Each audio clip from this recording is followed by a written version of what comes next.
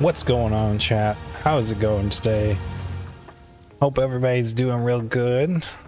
We're gonna continue our playthrough of hardcore on the Ranger. Let me just pull one thing up. I just gotta make sure that I've got certain things pulled up and all that.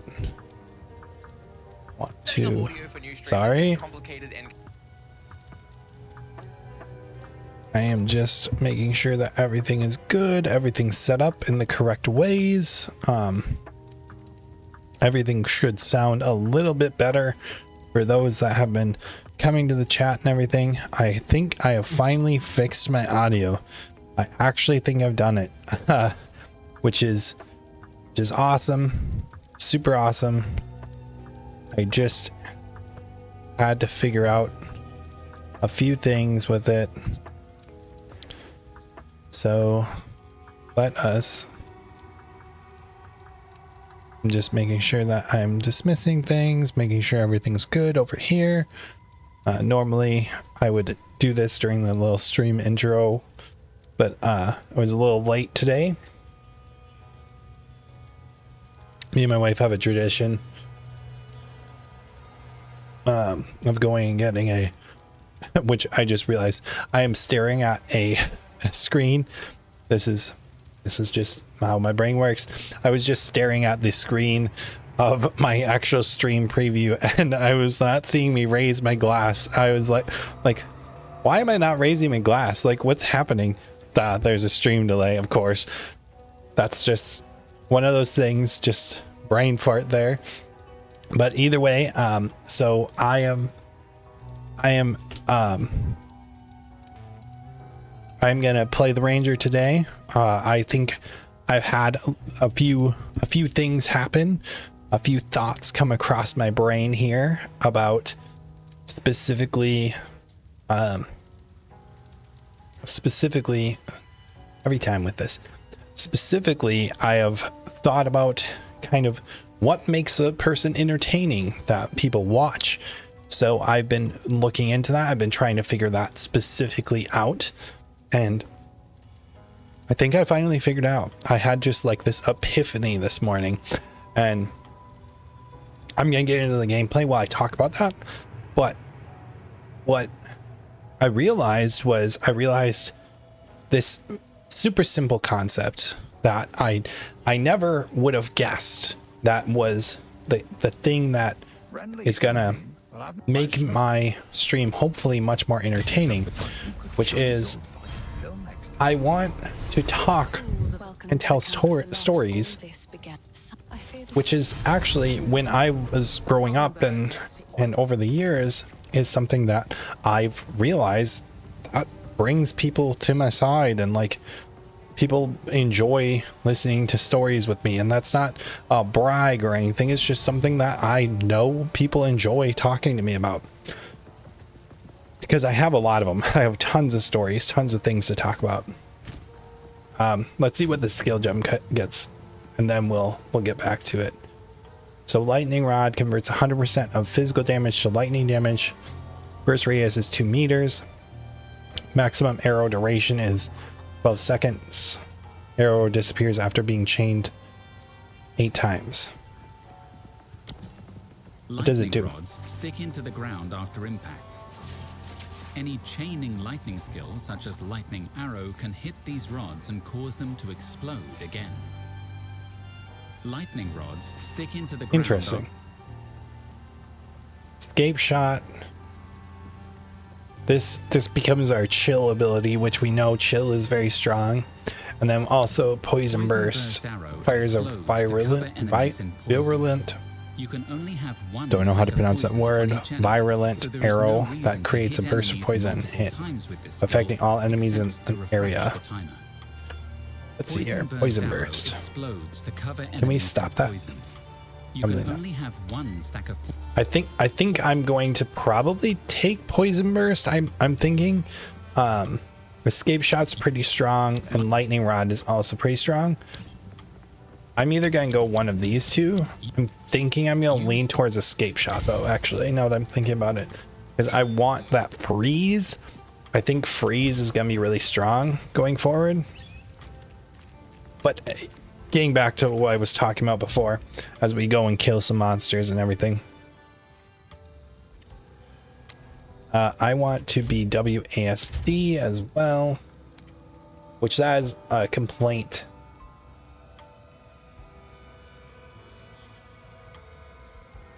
Leave the option enabled on it. I want to switch this to WASD. We should have specific controls around per character, because melee characters I don't really actually like to play with WASD, but range characters it seems better. So what I was gonna say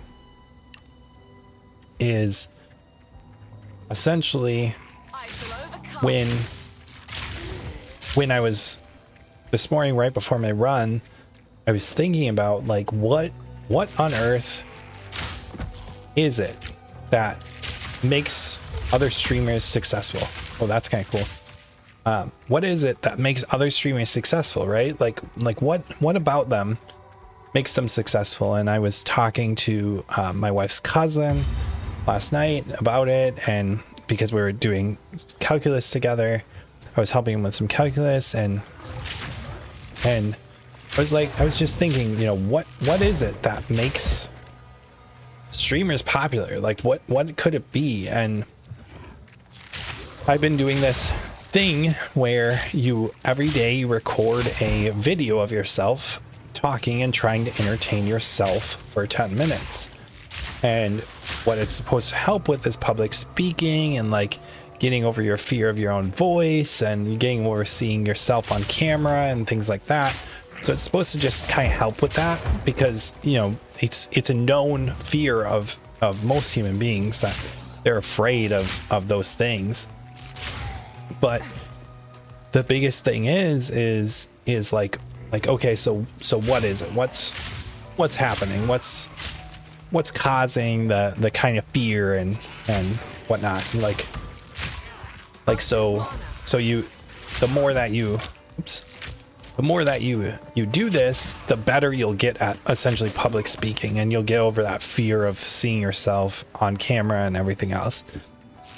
So when I learned about this, I was like, you know, I kind of thought, well, that's kind of dumb. You know, I don't know how well it's gonna work and everything.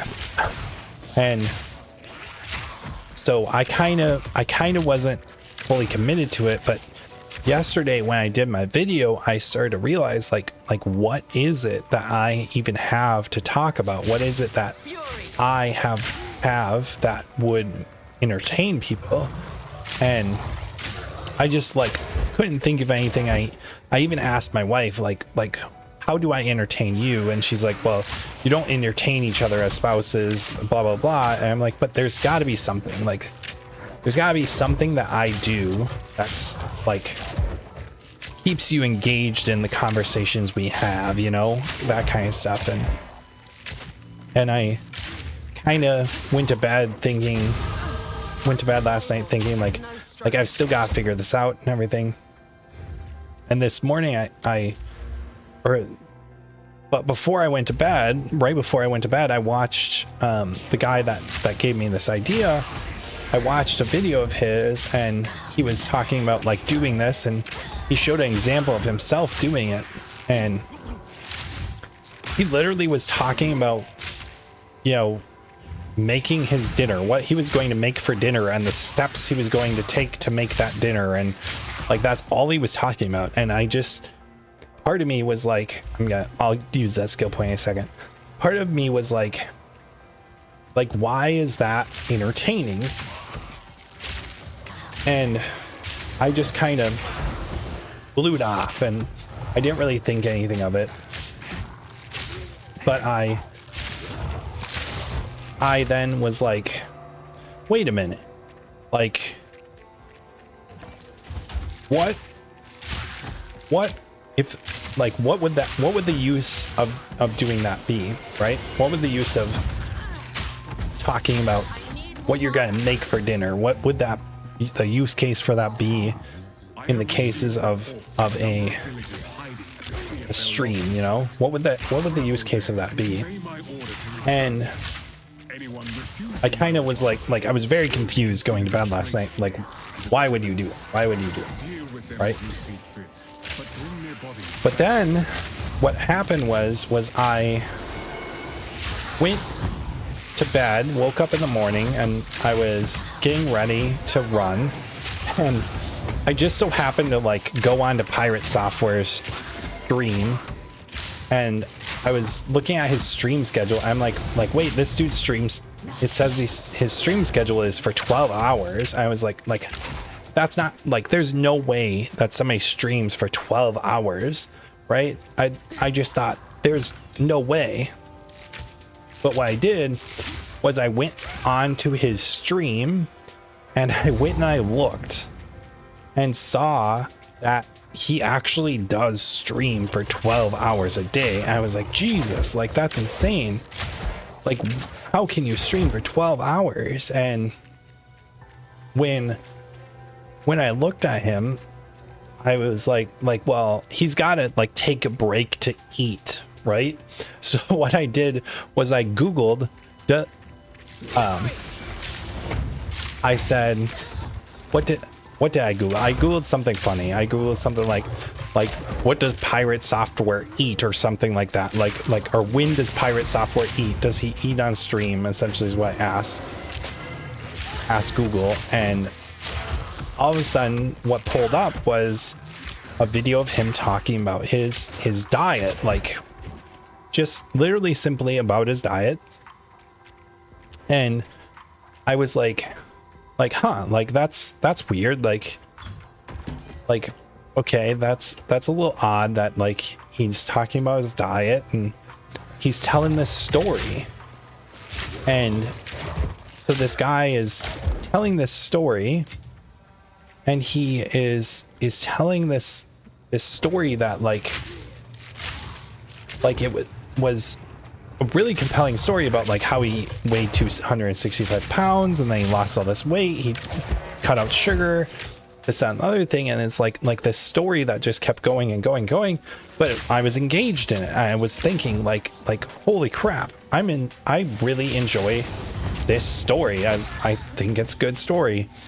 And then all of a sudden my brain just like started to have like these clicks of like this light bulb went off, and I go, wait a minute, that is totally how streamers entertain their audience. It is just telling stories. Simple as that. It's literally just they're telling stories, and that is it. That's all they're doing, is telling stories. And I went about this, and then I went for my run, and on my run I just started thinking, I'm like, what if I told stories? Like, what if I did the same thing that I saw Pirate Software doing in that video? What if I just told stories? Okay, hold on then on this story now. Let's spend our skill point so we can kill this lady. Probably do projectile damage. Let's see where we can go in the tree. Can we get like some frost damage? We can get some freeze buildup. I don't think there's any like close frost damage. There's this. There's some closer lightning damage. There's some elemental damage. What's down here? There's some more lightning damage, shock damage. Doesn't look like there's... So this is all shock damage or lightning damage. But it doesn't look like there's like cold damage. Time manipulation, spears. This is the bow. No, that's not the bow. This is the bow right here. This is kind of cool that they put them on here like this. So like this is like definitely the bow kind of thing. Okay, so probably go for lightning damage. So we're gonna take some more damage. We're going to take 3 damage nodes and then we'll take 3 defensive nodes. I think that's kind of what I figured out is like the optimal is like you want to kind of be balancing the number of damage and defensives that you possibly can. And let's also use the skill point. And we're going to look at all gems quick. I'm thinking we'll just go poison burst arrow. Yeah, we'll go poison burst arrow. But so back to my point.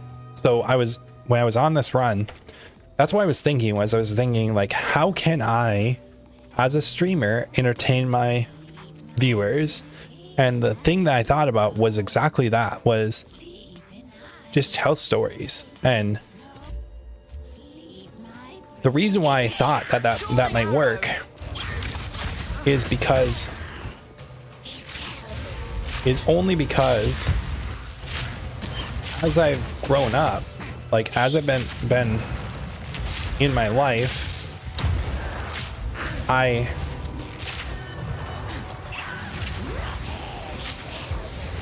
hold on, let's kill these guys. Let's stun her quick. Give her a quick stunny boy.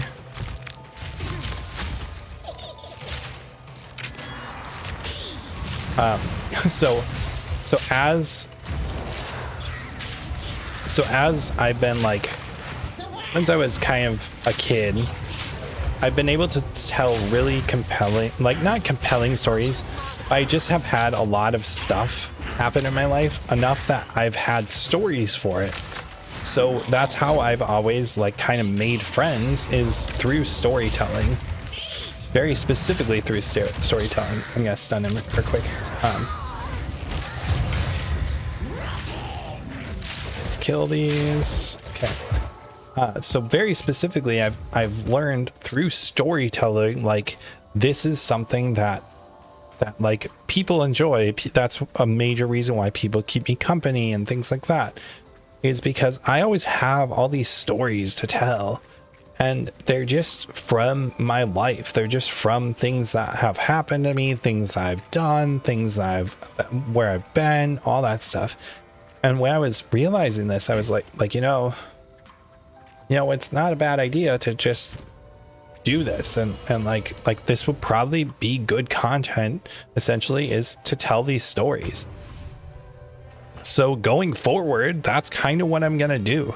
I'm going to tell stories. That's literally what I'm going to do, is tell these stories, tell these compelling things, and just be kind of, it sounds cheesy, but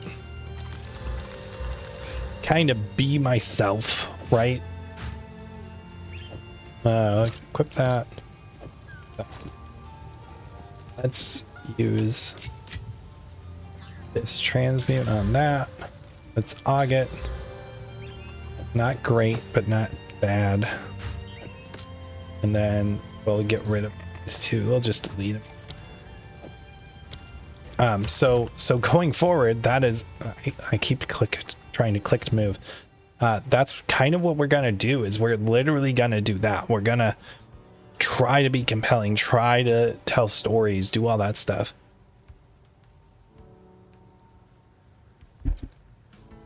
I really do. Sorry. I really do hope that the stories that are told are good, and that they, like, you care about them and you listen to these stories, and they, are something that you can be entertained by. I really, truly, honestly hope that. So, I appreciate people for tuning in and watching and everything and listening to the different things. But so I have tons of stories to tell. I have tons of things to talk about. So there should be an endless backlog. And in fact, the funny thing about it is I actually did make a backlog. I do have an actual list of stories. I've just been writing them down, because it's like, well, these are all the kind of stories that I would tell people if I was, to get to know them. So that's kind of what I based it on, is like all the different stories that I've told over the years and that I've talked about with people and experienced with other people and everything else. So that's kind of where all the stories that are going forward, they kind of come from. Oh, which that reminds me, I forgot to post on Twitter. Let me go post on Twitter quick. Let me just pause the game. Sorry guys, I totally forgot that I need to be posted on Twitter.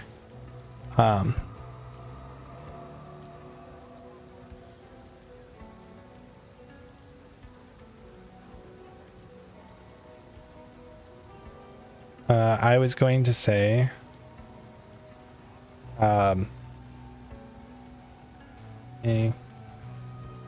working through another character after dying once again in hardcore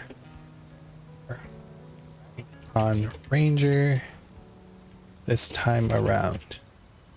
Going to try and make on the leaderboard this time. hps/twitch.tv/finance gaming. Sorry guys, I totally forgot that I needed to do that. Jerry, what's going on, man? How are you?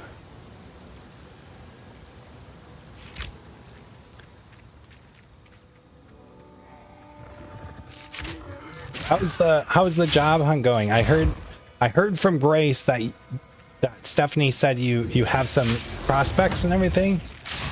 I also hope, just so you know, Jerry, you haven't heard the stream, but hopefully the audio is clear for me. I'm hoping that it's very clear. I've been testing all day trying to figure out if it's actually working properly or not. And notice your VIP badge. Let's do this. But so another story to tell. Talk about my run this morning. So I've been trying to get back into good Jerry. I've been trying to get back into running, and after being out of commission for a little bit, and so I've been running at like 4 or 5 o'clock in the morning, and just been running 3 miles, you know, get back into the hang of things, get back into the feel. And so every morning that I get up, I have to let the dogs out. So Phil and Freya have to go outside and everything else, because if I don't let them out, what happens is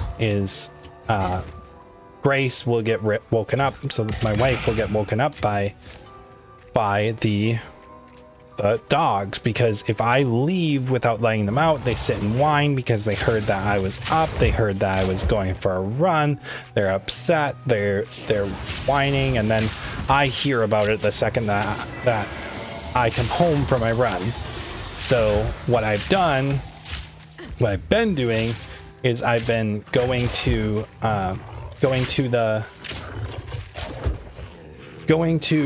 let them out right away when I get up in the morning. So I get dressed, I let them out, they go outside, then I bring them inside after I finish stretching, because if I bring them inside before I finish stretching, they bug the living crap out of me. They literally are just in the way and a nuisance. So I let them outside and leave them outside until I'm done stretching. As soon as I finish stretching, I bring them back in, and then the one, I feed Freya, because she immediately like is pawing at the door because she wants to be fed. And then after I feed her, what I'll do is I'll go to get ready, and so I go back downstairs and tell Grace that I'm leaving and whatever. And what I'll usually do is I'll go to her and let her know that I'm leaving, And then Phil will just sit and follow me around the house because he knows that I am going for a run. So what he'll do is he'll follow me around the house, and then eventually when I'm getting ready to head out the door, he will literally block the door and sit there and look at me and be like, I want to go, Dad. So, but the problem is if I take him, I have to take Freya, because the two of them cannot not go with one another. They have to go together. So what happens is Phil and Freya, normally we have a belt that we attach to our waist, and that belt then is, we will run with them, and I can take both of them at once. I prefer not to, because the one is slower than the other, and the one wants to sniff everything, and the one wants to chase rabbits, and the one like each one of them wants to do a totally different thing. So it's super annoying to take them together. So like when me and Grace run together, it's way easier to just have the one on me, the one on her, and usually Freya is on me, Phil is on her. And what we'll do is we will run together, and the one dog, Freya, is way faster than Phil, so Freya will like be bolting ahead, and Phil's little legs are going as fast as they possibly can. Let me spend my skill point here. Probably go for projectile damage first, and then we'll get some damage here in a minute. Let me actually put transmute on here real quick, and then I'm also gonna put Og. That way I can just do that and drop that as well. So what we'll do, actually, let me just fight this boss quick.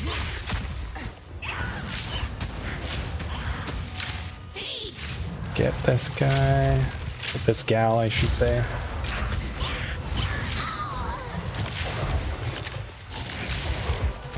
Hit her with all this.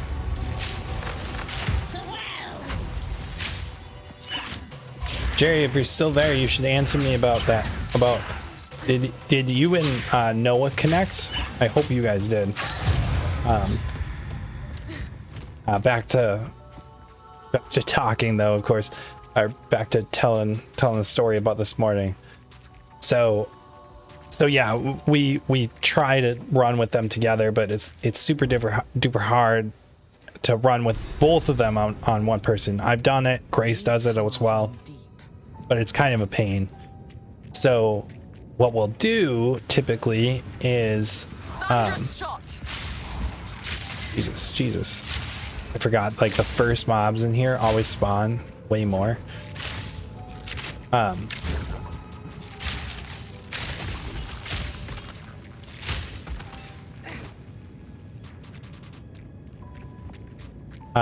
So what?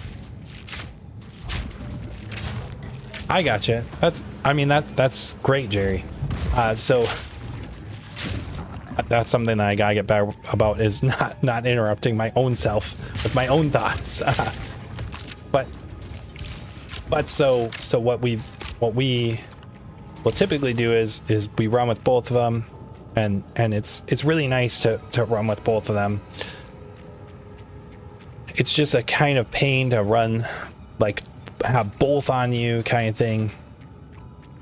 So Phil's not allowed to go with me in the mornings, so he just literally blocks the door and doesn't want me to go for a run. He wants me to take him for a run and all that. It's kind of a pain in the butt. And good you're having other interviews, Jerry. Hopefully things are going well. I know the girls are, so Stephanie, I know, is gonna come to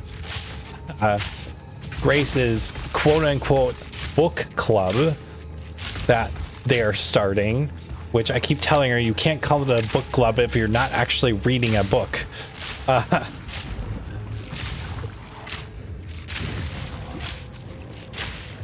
which she says then we'll rename it to something else. I'm like, it needs to be renamed. You guys aren't even trying to read a book. You guys are just trying to like hang out together. Like that's not a book club. But it also, Jerry, all the people that are going with that are going to be at the book club are also all very, very, very nice people. So for Stephanie, she can know that all of them are very, very, very nice, because I know she has met all of the people that will be there. So, but you know, Stephanie is also a very outgoing lady, so it's always good.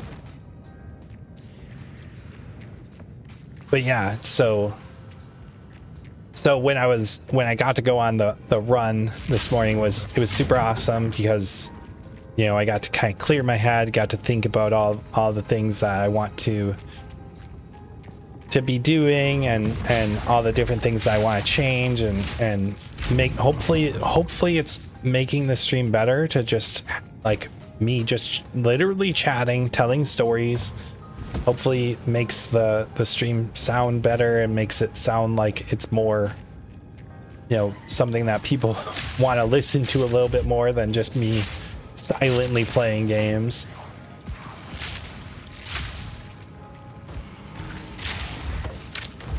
I mean, I need these evasion gloves because we want more evasion. Stick that right there, stick this right there, stick this right here. Do that. There we go.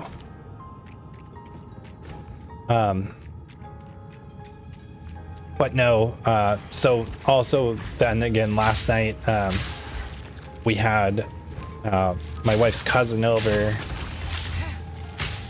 and he's studying calculus in college right now. So he's in Calc 1, which of course the last time that I was in Calc 1 was, you know, I don't know how long ago that's been. It's been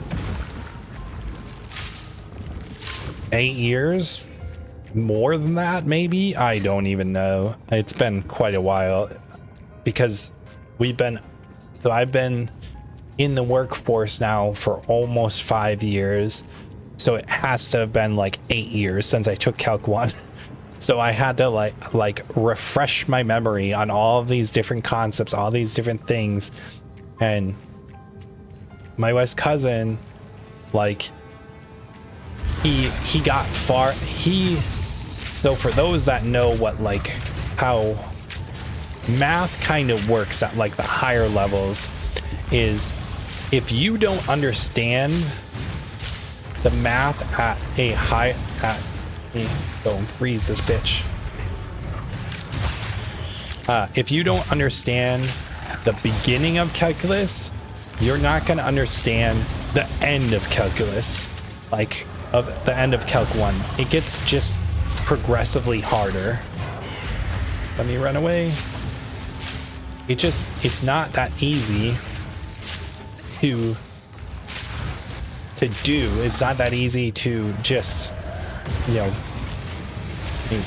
Jesus. Hold on. Okay. Perfect dodge, baby. So the more into math you go, the harder it, like. Okay. There we go. Perfect. Dead. All right. It had to be done. Was that an exalted orb? Nice. Let's take lightning arrow level 2. So the higher end of math you get and everything else, like, if you don't understand what you learned before, you're not going to understand what's going on now. So he's been doing kind of poorly in Calc 1. So like the beginning of Calc 1, we made it all the way to, what was it? So he's in, for those that know calculus, he's in L'Hopital's rule. And so he's towards the end of the semester and they're doing L'Hopital's. And he, like, I had to kind of go back and teach him like the early stages of calculus. I had to teach him, you know, this is what this means. This is what this means. Like this is how to do the product rule. This is how to do the quotient rule. This is how to do a chain rule. This is what chain rule means. This is what, you know, this is the derivative of a natural log. This is the derivative of E. So I've been kind of going through and just teaching him all this all this stuff kind of from the beginning, because like it's so required for the end. And the best part is I think he's taking mine and me and Jerry here. I think I can't remember if Jerry really liked our I know you really liked our teacher for discrete math. I don't remember if you actually liked discrete math. So he has to take discrete mathematics. And I've been like even showing him like this is discrete, and like you need to understand, it's another one of those, you need to understand the beginning rules to understand the later rules. So I was showing him like the for all X, the for all E, or for every this or for every that. Like so I've been trying to like kind of show him like this is how you do discrete, and like discrete's not a bad class. It's just, it can be one of those classes that like, I remember at the University of Minnesota, everyone was like, discrete is so hard. But I remember like the discrete mathematics that I took was really easy. I was like, this is stupid easy. Like, it's just logic. So like, but I remember that when we went to the U of M, there was so many people that were complaining about discrete. I'm like, it's just logic. Like, you just have to think about like logic. Everything's logic based in discrete. So I've even been telling Blake, you know, you'll be fine. You'll be able to get you'll be able to do fine in the class. It's just you've gotta just kind of understand the beginning and then continue understanding it. Don't get behind, kind of thing. And this was the first class that he realized he cannot get behind on, and it's one of those like, that's the like learning moment for most people in college, is like, oh, if I get behind, I'm actually like screwed. So it was good to see him like learn that kind of lesson and everything else, because he's got to take Calc 2, so integral calculus, and I know, let's get this mob to spawn. I know, like, I wouldn't say Calc 2 is harder, but Calc 2 is like definitely. All right, Jerry, have a good one. Have fun getting groceries. You know, because grocery shopping is so fun. But so Calc 2 is one of those things that it can be a easy or a hard thing depending on like how much. Yeah, I would, you know, I know you're leaving, but I would disagree with you on Calc 3, man. Calc 3 was so hard, but I also took it over the summer, so I didn't get any time to like study. I took it over the summer with Eric Logie. That was a class that me and another one of our friends, that's where I got to like kind of get to know one of our friends, which was our friend Brian. He was in my Calc 2 class or Calc 3 class, and it was the first oh, you had SunQuest. No wonder. SunQuest was the OG, man.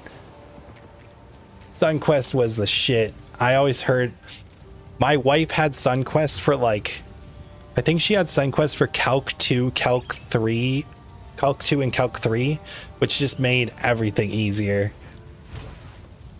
So I took the full Calc series as well, just like Jerry, and I remember Calc 2 being kind of hard.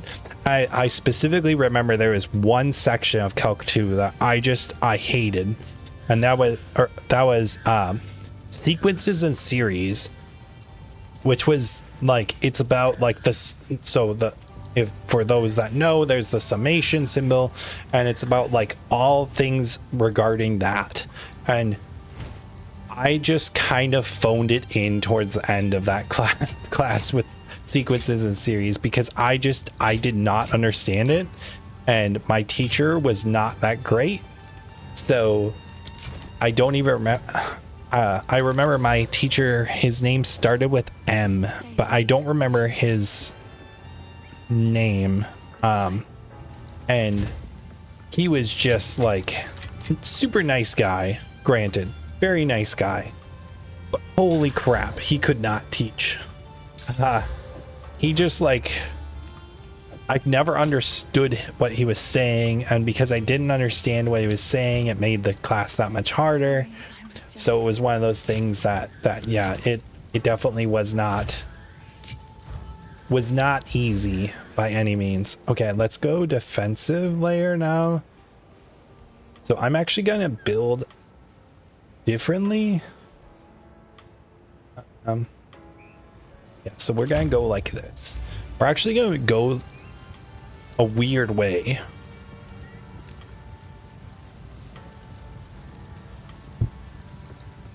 But I remember like, in order to be good at Calc 2, you needed to have Calc 1 down. And like, I did not.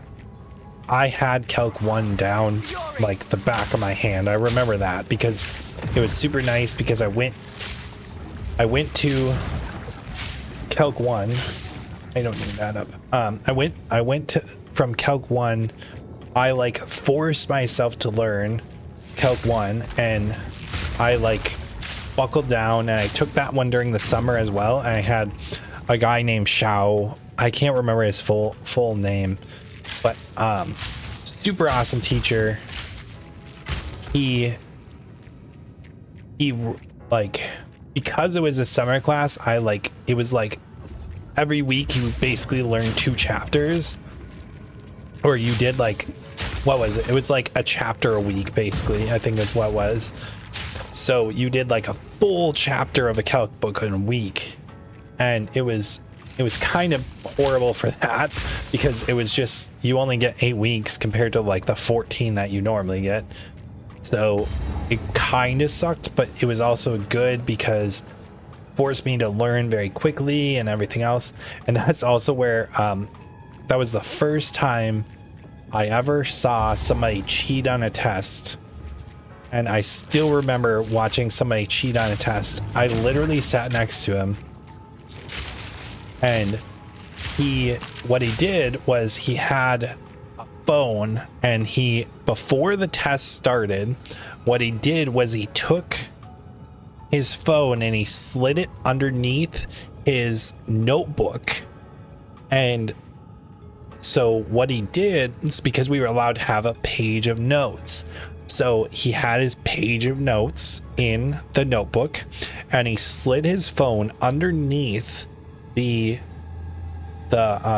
notebook, and he would type in the question, and I'm pretty sure he had somebody on the other end solve the question for him and send back the work. So then he just copied the work down, because we were graded on our work and everything. And I still remember this because from that point on, like, I knew this dude from previous classes. And because I knew, sorry, oh, I just saw Stephanie text me back. I'll make sure to get her back to her. So Jesus. So I remembered that because then I saw this same dude, same exact dude. He was in my physics 1 class, and I remember very clearly I caught him cheating in that class too. And so what I figured out was the dude had 2 phones. So what he would do is he would, physical damage is better, sorry. What he would do is he would actually go and he would take, he had 2 phones. One of them was a phone that he cheated with. One of them was a phone he didn't cheat with, which I still find insane to this day. But what we figured out, it was a group of us in the class, is we figured out you could hear the buzzing of a phone. And what it was he was doing the same thing. He was sending a text to somebody with the question and then getting the answer back, and from the answer he would then like write down the work. And we were all like I can't believe that there was this elaborate plan that was happening from him. He had 2 phones. So that one time, there was a group of us that like kind of went to the professor and was like, hey, like, we're pretty sure this dude's cheating. Like, we're pretty sure that he is literally getting text messages, because I knew him, and he was getting like A's on the tests. And this is physics 1 and calc-based physics 1. And physics 1 is not an easy class by any means. So he would then get this, like, he would get these answers. Hold on one second. Let me just, can't do that. I can take that then. Flip that. Oh, hold on, guys.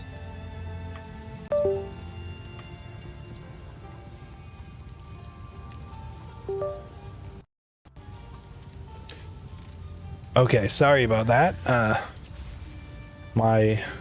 Every once in a while, certain things throw my audio off, and I gotta fix it. So what he would do is he would take the Bye. all that. He would like tell us his grade and all this stuff, but then when we were like in class with him, he like didn't understand anything. Like, he completely didn't understand what was happening in the class, and he wouldn't be paying attention or anything like that. He literally didn't get it. And then all of a sudden, like, he would get an A on a test, and we're like, this doesn't make sense. So we kind of deduced that he was cheating. So we did go to the professor, and I know we went to the professor and it's bad and whatever, right? But the thing was when we went to the professor, the professor then like went and all of a sudden in one test it was dead silent, but you could hear the phone buzzing, and every time the phone buzzed, you could tell that it was between somebody's leg and their chair. So it wasn't like it was in their pocket, right? Because if a phone's in your pocket, it'll buzz, but it's kind of deafened, right? So you could tell that was vibrating against plastic. And when it was vibrating against this plastic,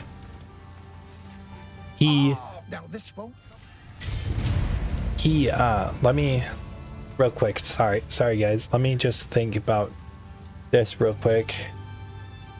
Chance to poison, more, chain, pierce. I think I'm gonna go with pierce, or fires 2 additional projectiles.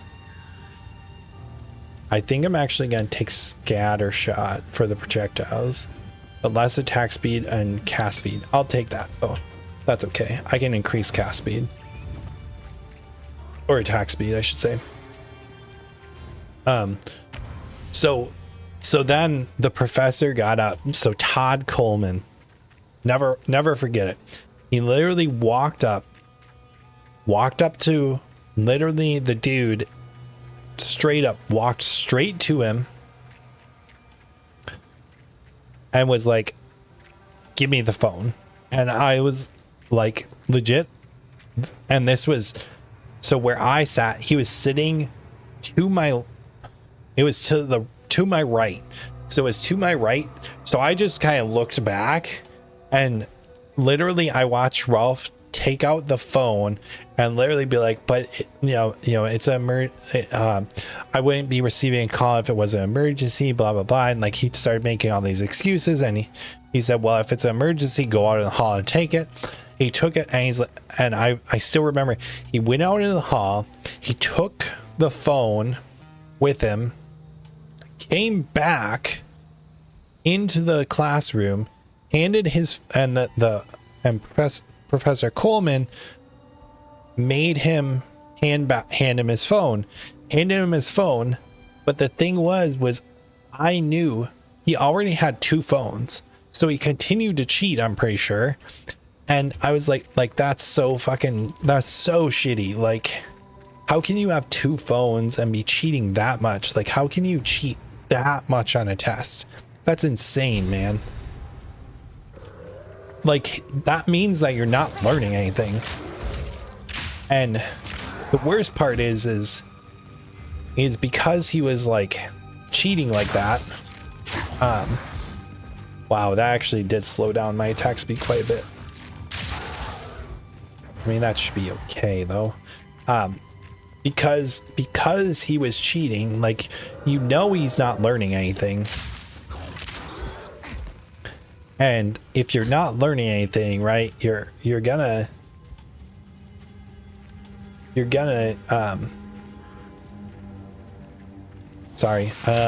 if you're not learning anything, like, you're not gonna succeed later. Like, that's kind of where my point with that was you're just not going to succeed later in your classes, because let's kill this. Let me stun her.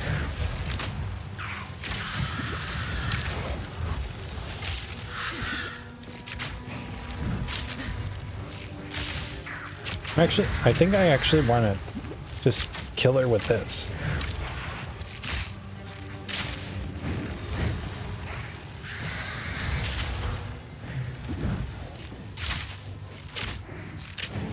Sorry guys.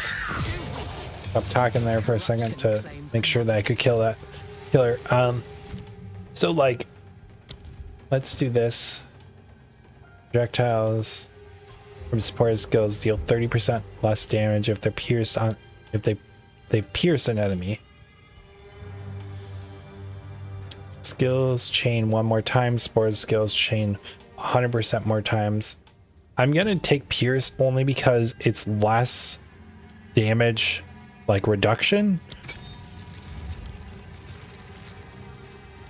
But yeah, I couldn't believe how much that dude cheated. And the worst part about it, so like, this is a dude that was cheating in Calc 1, and he was cheating in physics 1. This dude wanted to be a chemical engineer. Like, can you imagine that? Like, you cheat in calculus and physics and you want to be an engineer. Like, brother, I don't want to be anywhere near anything that you're working on, because if you're taking shortcuts in that, I don't want you to take shortcuts in your engineering work. Like, that would be insane.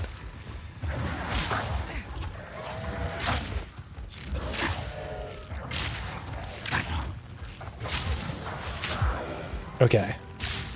Sorry, I'm trying just not to die. It's different when, definitely, like, it's less fast-paced gameplay now, and it's kind of freaking me out. Oh, I'm stuck. That's the only thing that does happen, is it's very easy to get stuck.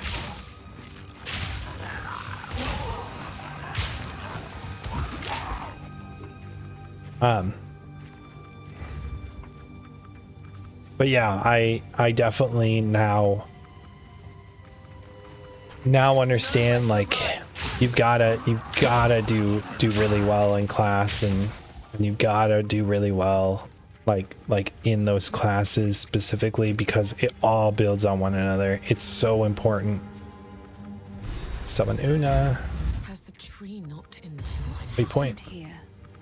Let me drink. Take a drink quick. Shame. There is a battlefield. Renly will know how to. I'll wait here. The old magics will protect me.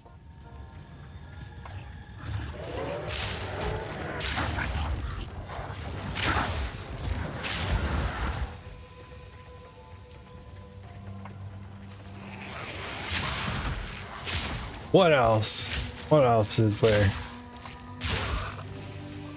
The other thing is another cool thing that we do in our house is, so we garden and everything, but from our tomato plant this year, we've kind of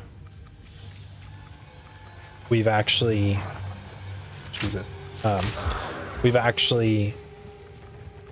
made a bunch of different stuff. So we made tomato soup with some. We made a bunch of pasta sauce. So that's what we're having for dinner, is we're actually having spaghetti with meatballs and everything. And it's actually homemade tomato sauce. Because what we did was we made like, because it's winter now and growing season has been done for quite a bit now, so we made a bunch of stuff and then froze it all. And I think we're out of tomato soup. I think we're completely out of tomato soup, which we need to do a better job with that. I need to teach Grace a couple tricks with peeling tomatoes, with boiling and peeling tomatoes, because, no offense to her, there was far too much skin in the tomato soup. So far too much tomato skin, and tomato skin is pretty tough, so you can't really grind it up. Like, it's not going to grind up very easily, so you do actually have to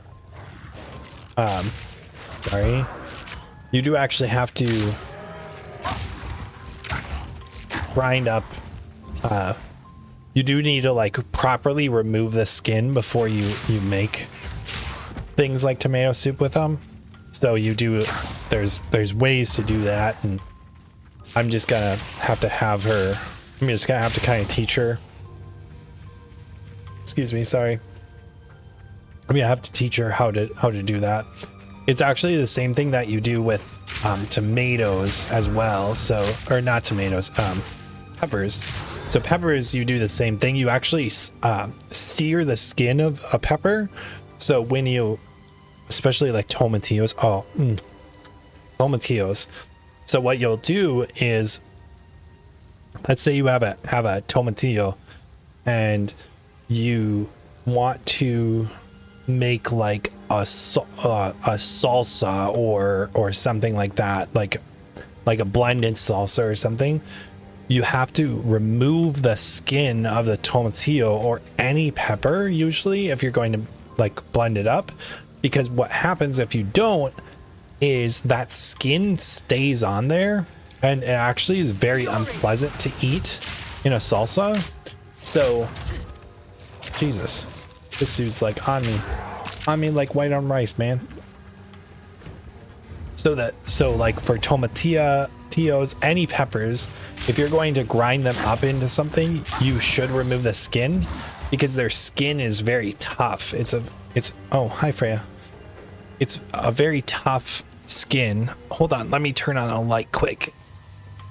Hi Freya. Fine Freya.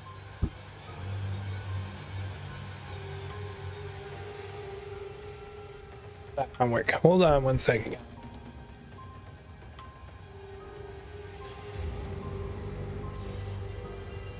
There we go. So the like most peppers, tomatoes, all of them have this like waxy thick skin, and that waxy thick skin is actually very unpleasant to eat when it's not part of the flesh of a pepper or a tomato. So what you'll do is you'll like with peppers is you'll actually burn the skin off. So you take and you put them over an open flame and you actually char the skin, and then you can take them and put them in like a pot or something, or like a container.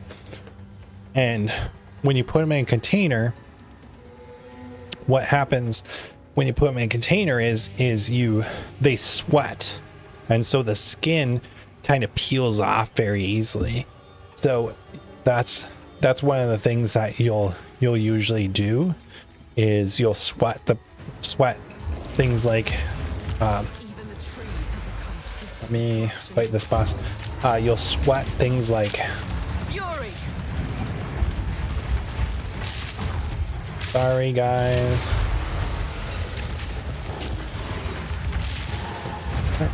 Oh. That was way more dangerous than bottom on anything else.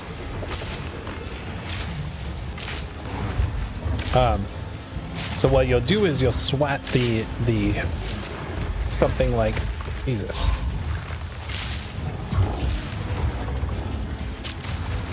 Let me focus real quick.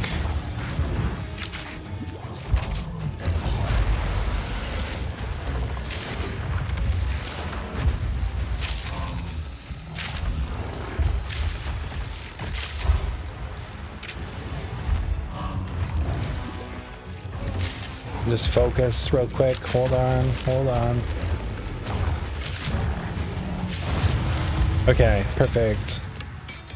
So what you'll do is you'll after you char the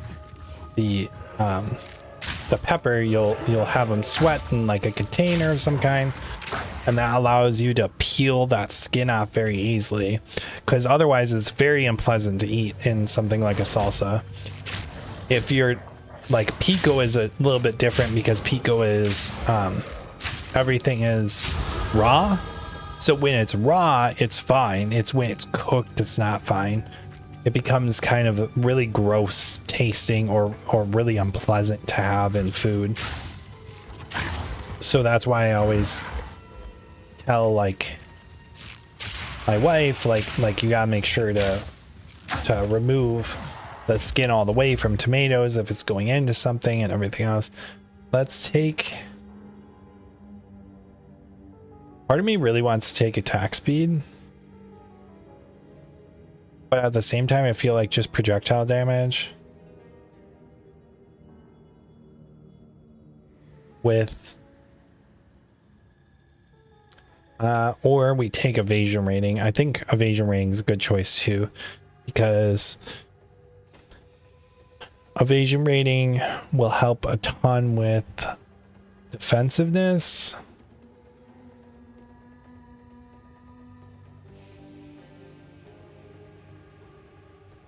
I'm just kind of looking at where I want to go kind of thing real quick. So we're definitely going to go down here. We also need to go all the way over here. That's a shield. Magnitude of shock. All that stuff. So I think what I'm going to do is I'm going to go up to this, stop there, go up here, grab this stuff, come through here, go there. Increase effect of ailments. Nope, that's not what I want. We're gonna go, I think this way. Yeah, because that would lead me there. Yeah, so we're gonna go that way. We're gonna go up this way. So I'm gonna take evasion rating. Yep.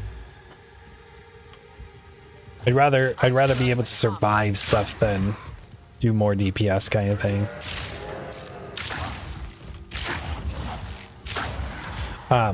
But anyways, so when you make all that, like if you have the skin peeled off, it comes out with a very smooth texture instead of it having like these weird textures to them.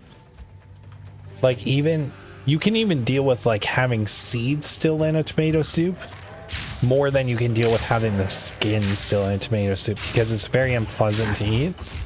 So you need to remove that skin, and you just do that by boiling water and making across the so you make an X across the, let's kill this guy.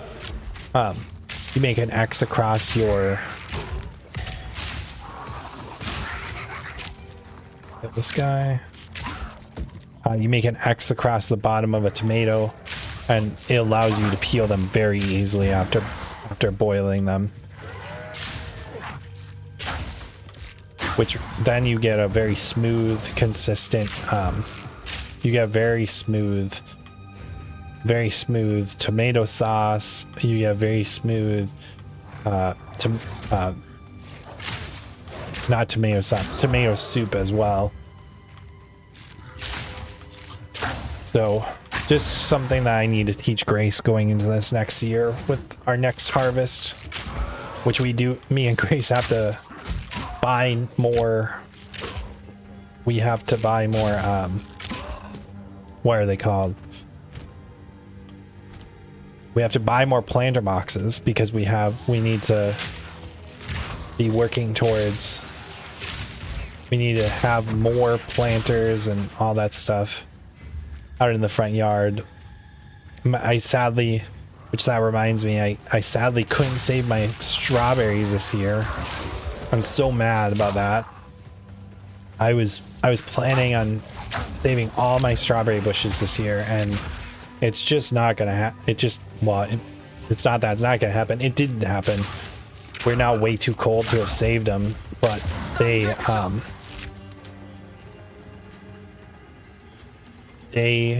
that was weird voice line. They actually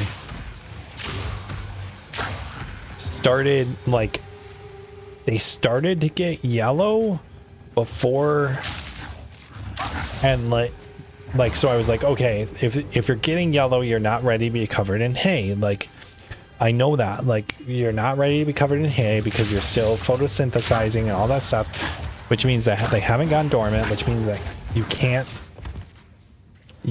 you're not allowed to cover them in hay yet. So if they're still turning yellow, you don't cover them in hay, which, okay, fine, right? No big deal, fine. But what then had happened was I had, I wanted to go into the great tangle quick just to grab the waypoint. What then I had happen was I had my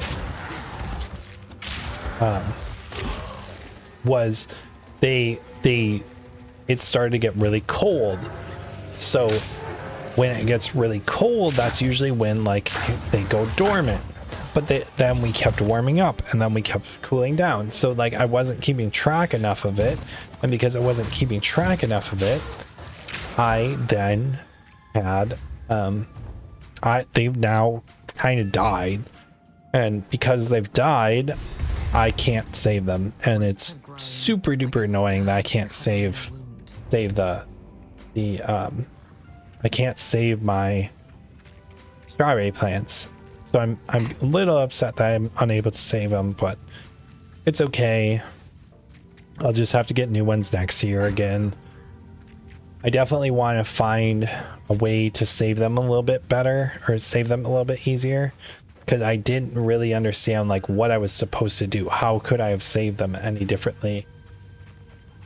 So we'll see next year. We'll see how it goes. I got a huge yield out of them this last year though. Like we got a huge yield out of our whole garden this last year, which was super duper nice, but I'm looking forward to this next year's harvest and everything. I'm gonna be happy with it.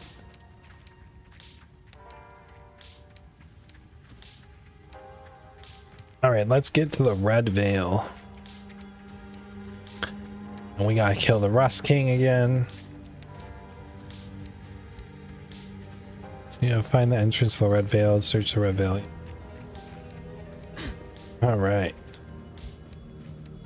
And we are level 6, right? So that's, oh, I keep going there.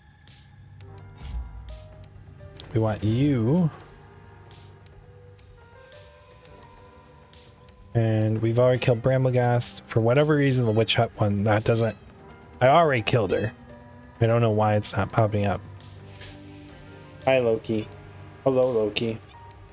Hello, Loki.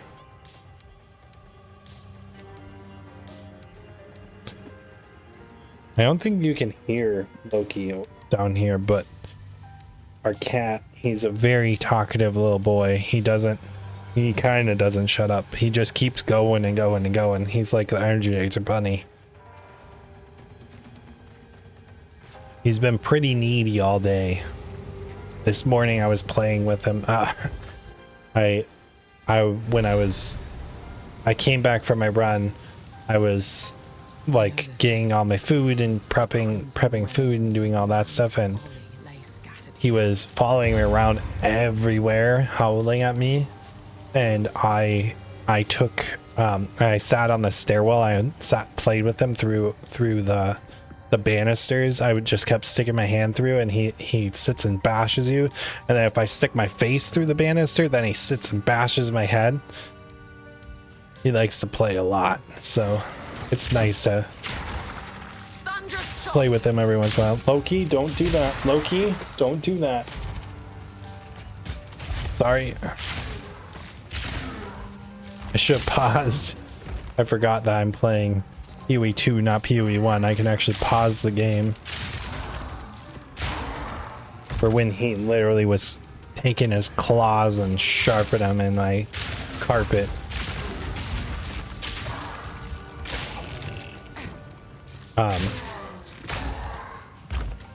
But yeah, when Loki, we got him from, so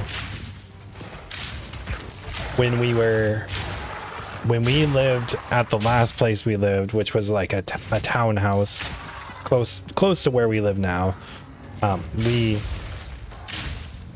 my sister one day came to our house and was like, I can't remember what she was doing. She was doing something, and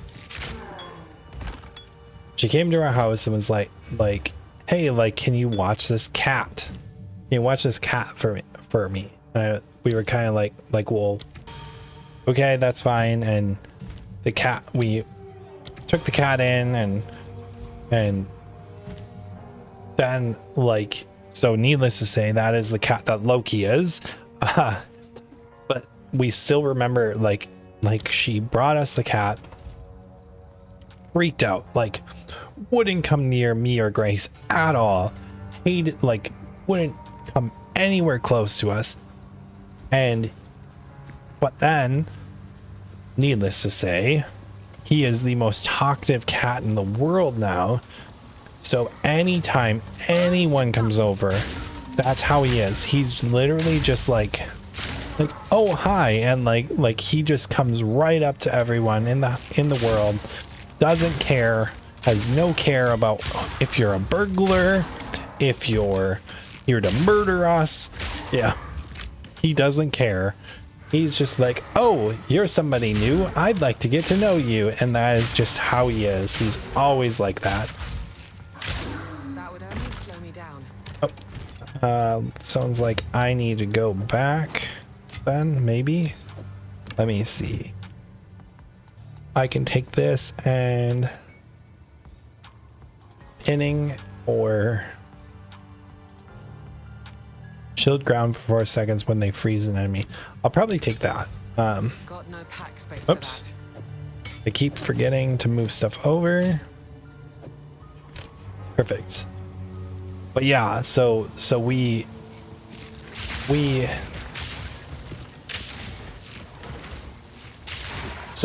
took Loki in, and which was, you know, nice because he's a super great cat and everything, but I still remember he hated us at first. Like, so I remember they brought him over and he went in to, like, so we have our townhouse was layered like the bottom level was the garage.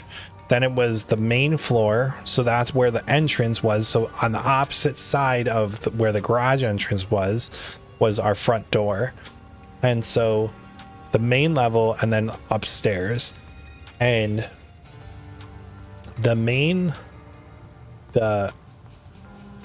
they brought him into the main level and the front entryway. Like, we had TV on the wall, and then we had our couch that like sat in front of one of the windows. And I still remember they brought him in, and literally the second that any of us tried to touch him, he ran away and went under the couch immediately. The second that he was let go, he went under the couch.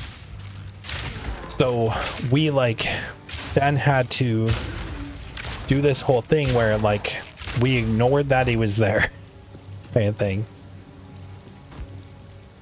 And I still remember us like going and being like, okay, we'll let him be, we'll let him see if he'll come out or whatever. So we like literally went about our day. And I still remember the little guy, like he was a little kitten, like very small cat. He came up this, like our bedroom was upstairs and my office was upstairs, and so you came up the stairs and my office was like kitty corner from that, and our bedroom was back here. And I remember him coming up the stairs and like I caught him out of the corner of my eye, and I saw this little teeny tiny cat like peeking around the corner. I went up to him and like said hello and was being very nice and trying to get him to just come be like a part of the family kind of thing. And he eventually like warmed up and came out it more and more, and I think that's probably why he's the way he is because we were so nice to him. But I can't remember. I think I see Grace in the stream. Grace, did we have Petra when we got Loki, or did we not have Petra at that time when we got Loki? I thought we did.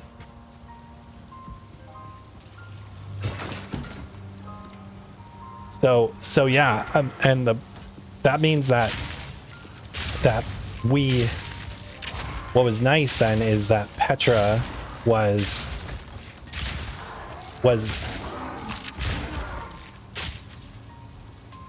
oh, that's right.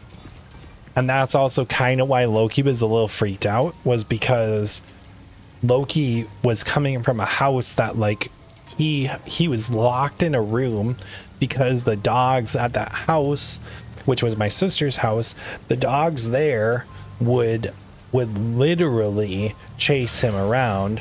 So they had to lock him in another closet, or not a closet, but in a room, and he wasn't allowed out because if he was, the dog would chase him. So I remember that. I remember that's a major reason why Loki was terrified of everyone.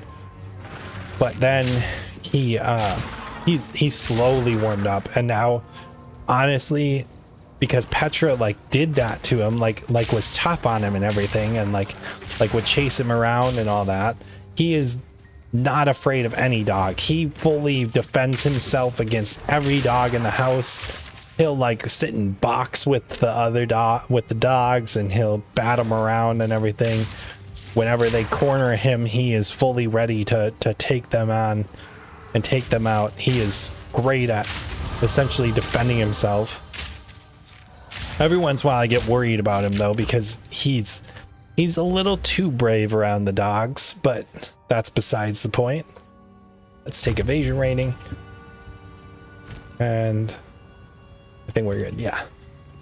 He's a little too brave around the dogs because he will, but he's a master at escaping situations and doing all that stuff. He is very, very good at escaping.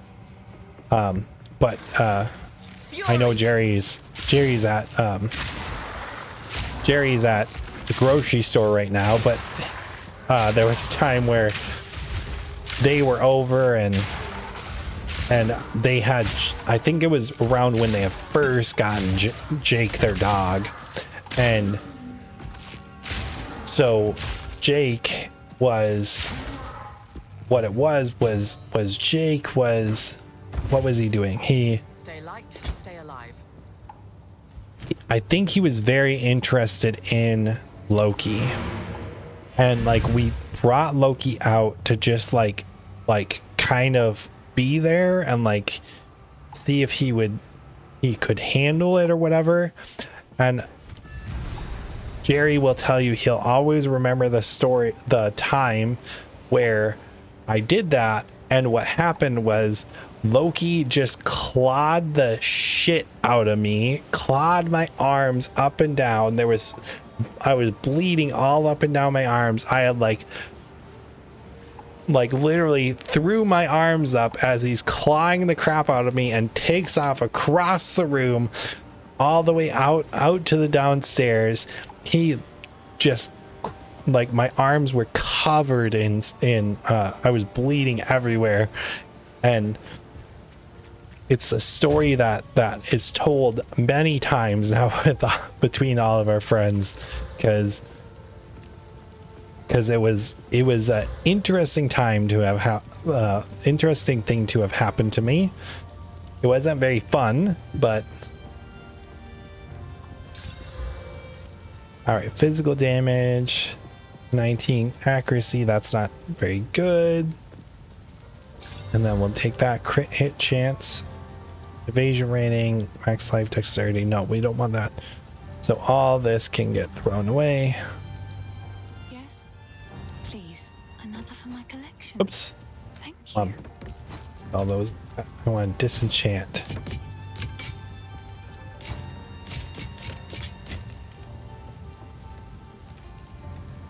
Okay. Bye. Sweet.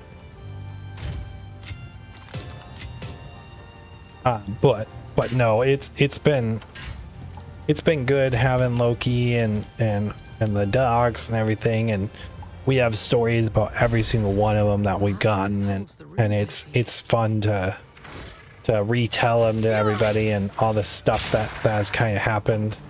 Like when, like I always say, like Loki has his claws, and I probably have a decent number of scratch scars from him scratching me, or him, from me playing with him or whatever, because he will fully stick his claws into you, kind of thing. He's not afraid to use those claws, which I suppose is good with the dogs and everything. It's nice to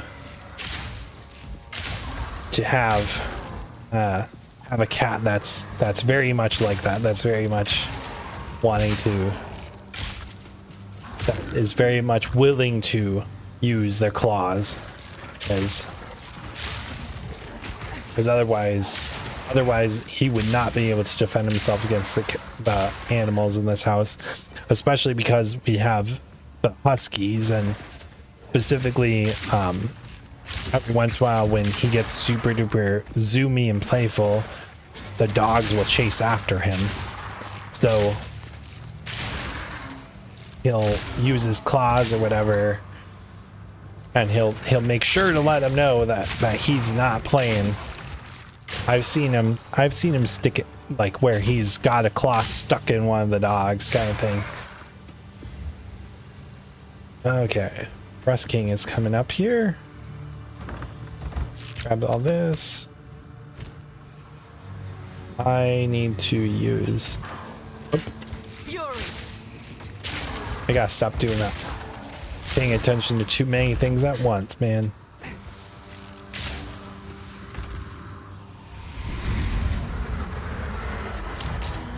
And Grace, since you're here also, how's the audio compared to before? I'd like to know how it's comparing. I'm hoping that it does sound really good, and you're coherent and everything else. Seems someone refuses to let go. But yeah, there is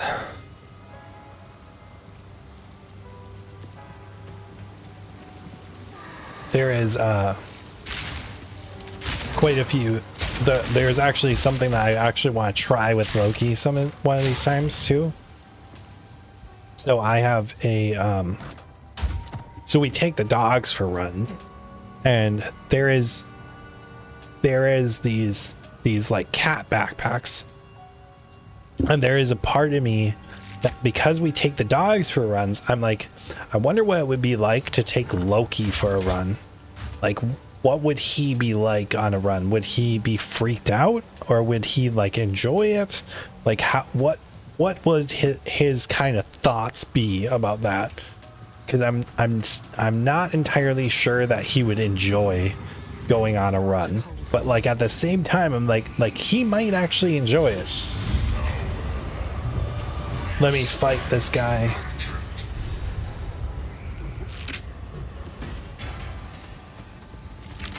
Which, if Jerry comes back, I'll have to ask him how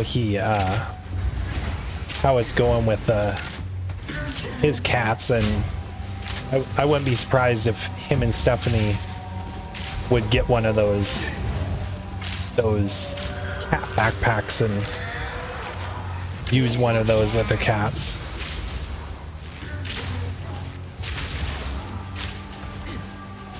To try and take them on a little walk or something.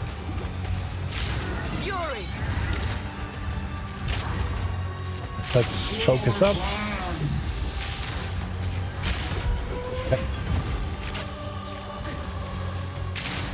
Focus. Sorry, guys. Want to focus on this real quick. Oh, shit.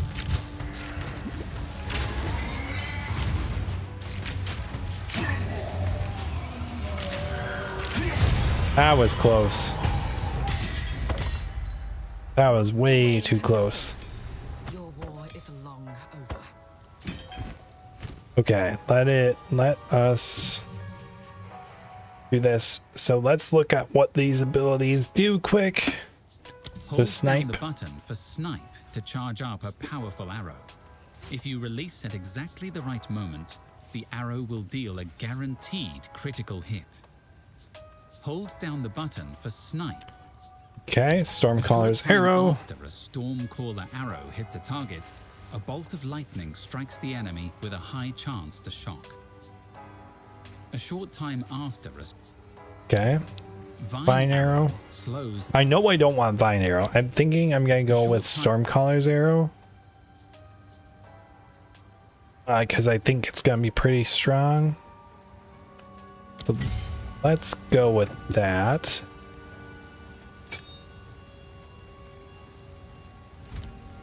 And then let's do this. And do this on lightning arrow. Do I have room in my inventory now? Does not look like it.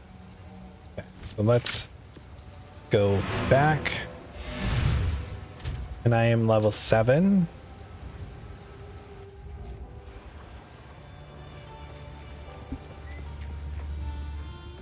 So let me look and see what all I want to uncover.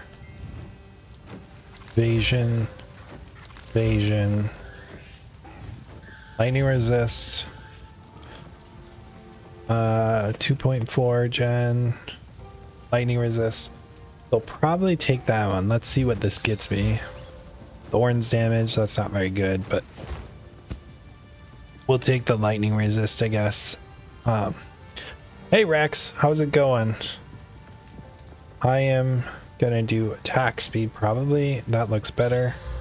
His damage, not great, but it's still better than. I just need to get that attack speed up. Sorry, Let's do some disenchanting. Do that. Okay, sweet. if you can. Throw these in there. Go like that, go like that, go like that. Back to Renly, get these spikes. Sweet. Now go back to here. So I can just grab this stuff quick This holds and the runes I seek. go back.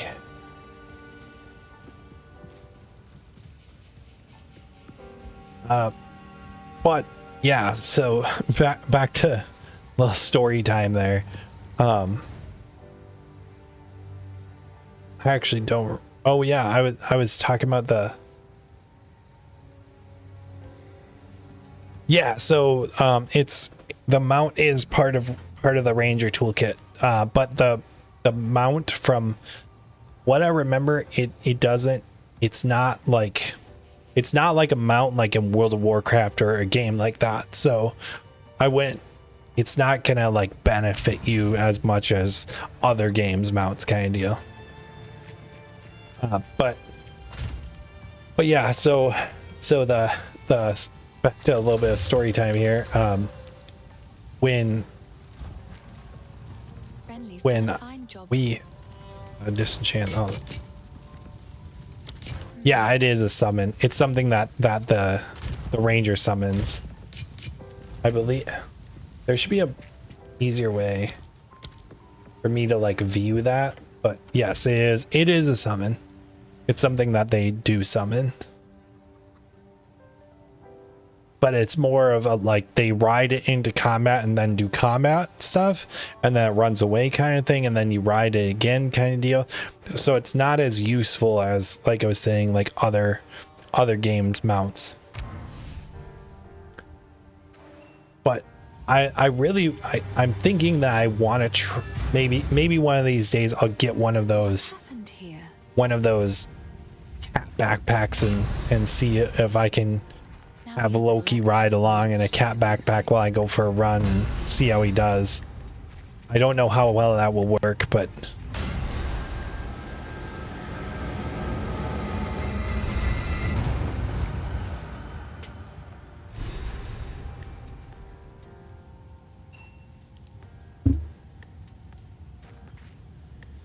Grace, I don't know what that means. But he's breathing. Bye. Here, what does that mean?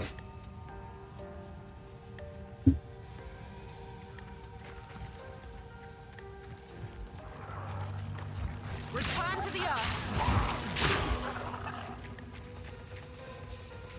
Oh, that's why that lady can't eat raw fish. That makes sense. I was like, what medical condition would cause you to not be able to eat raw fish?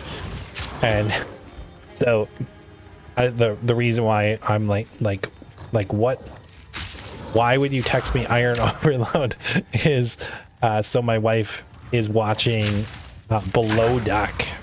I think that's the name of, yeah, it's like Below Deck Mediterranean or something like that. They're in Greece, And there was like a preview, and the lady was like, I can't eat raw fish because it will literally kill me. I'm like, why does it matter if it's raw fish though? Like, what's the significance of that kind of thing?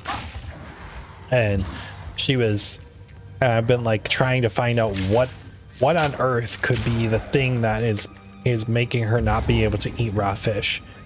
Turns out it apparently is iron overload, which is like, that's what I found interesting. Was I was like that, I mean, that makes sense from a medical condition as to why you wouldn't be able to eat raw fish. I really want to, like, that's something that also interests me a ton, is like the things like that, where it's like, well, why wouldn't you be able to do that or whatever? I actually find that very interesting, that kind of stuff. Well, that's the thing, is how do you even find something like that out without having eaten the raw fish and then like almost died? Like that's the only way that I can think of how to figure out if you have something like that. Like, I mean, maybe like when you she's gotten a blood test done that like said something about it, but I've never actually heard of that until when my wife has been watching this show. Like, I know there's one disease that,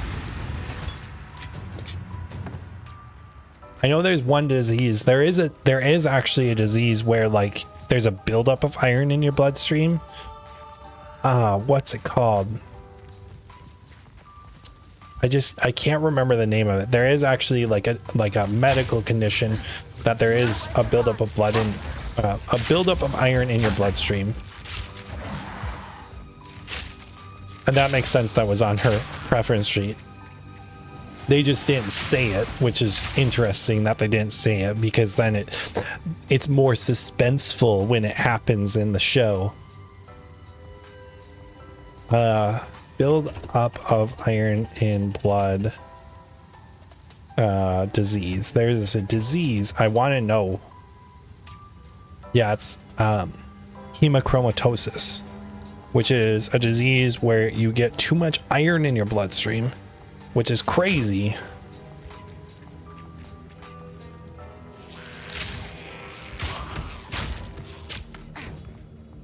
I should have known that, because hema, right? Blood.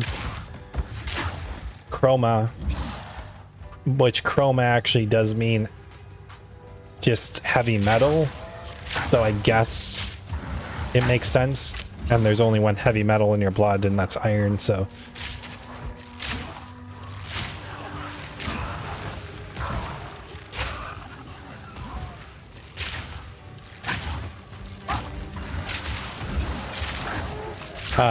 Also, when me and my wife's cousin, Blake, were talking last night, I was confessing to him of all the games that I have not played,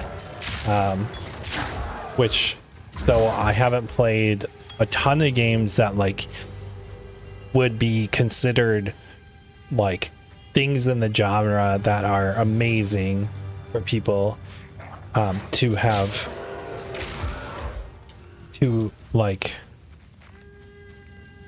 people would consider them like things that you have had to have played kind of deal. And the first one that I will 100% admit to is I have never played Elden Ring. I have seen the first boss of Elden Ring in a video once, and that is all I've ever seen about Elden Ring. Which is something that everybody's like I'm sure is a shock and awe to people. But I have never played Elden Ring. I've played Dark Souls 1, 2, and 3. But I've never beaten any of them either. So that's another thing with those. I've made it pretty far in 3. I've actually sat and killed the what's the demon at the beginning of Dark Souls 1. I've actually killed that. I've actually sat and killed that once. which was an interesting time. That was an interesting time for sure, because I literally was like I wonder if I can kill this. I actually sat and did it, like without doing the whole dropping the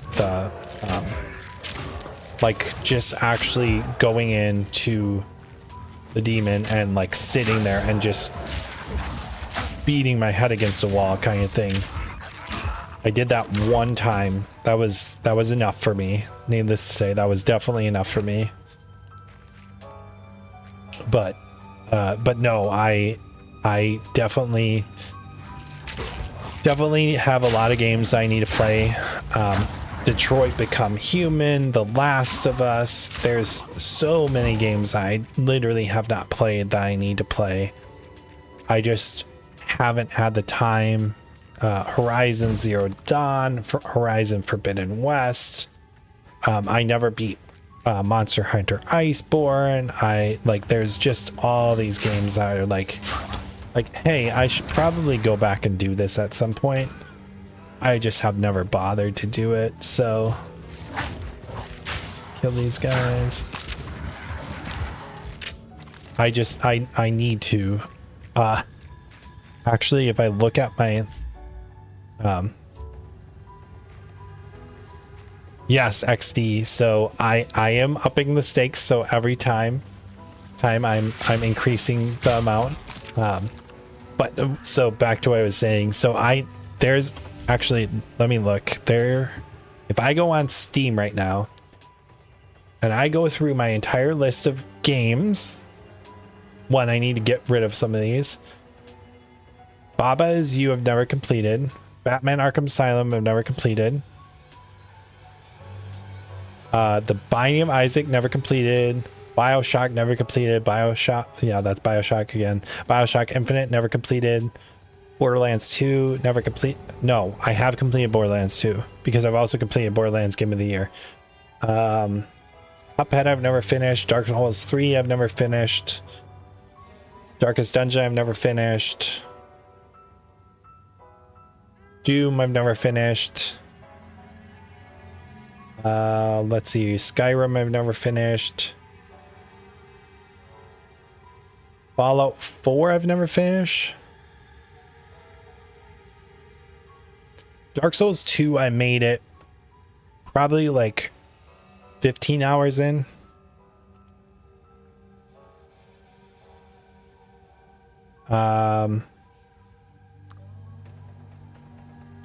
Let's see here. Graveyard Keeper I've never finished. Hades I've never finished.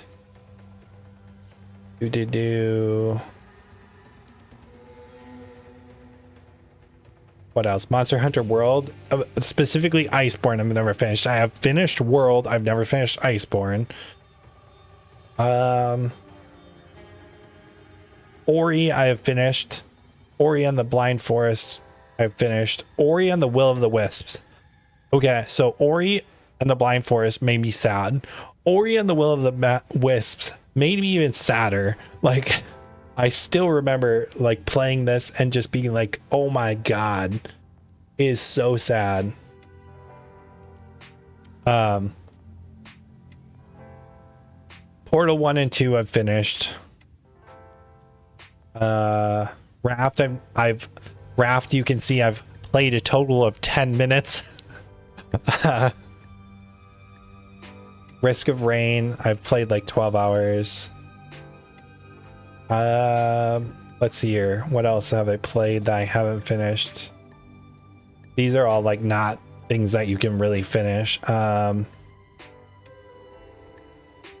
Valley I have 104 hours played, never actually finished the game legitimately, quote unquote. Terraria, never finished it. I've only played 2.5 hours of it. Valheim, I've played 6 minutes of. Let's see here. The Witcher, I've only played 5 hours of, never finished that either. I am the true born to play games, forced to never finish them. That is what I am. I have been told many a time that I need to finish Witcher. I need to sit down and like enjoy this story is the problem.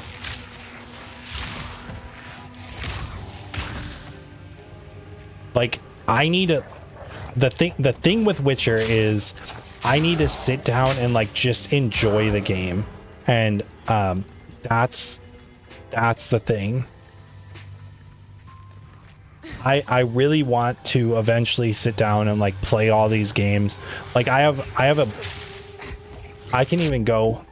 So just to show like, where's my wish list? How do you get to your wish list? Wish list.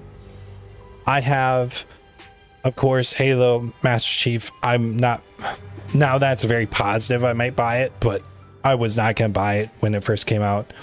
Horizon Zero Dawn. I need Detroit Become Human. I really want to play and finish that. Zero Dawn. Tunic looked really good. Hogwarts Legacy I want to buy and finish. Below the Stone is very good. Timberborn, Slime Rancher, Pacific Drive I've heard is very good as well. There's so many games that I want to buy and finish.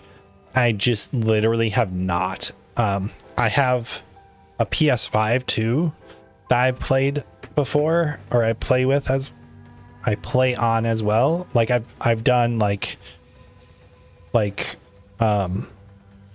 I've played only Ratchet and Clank on there, and I did finish Ratchet and Clank, but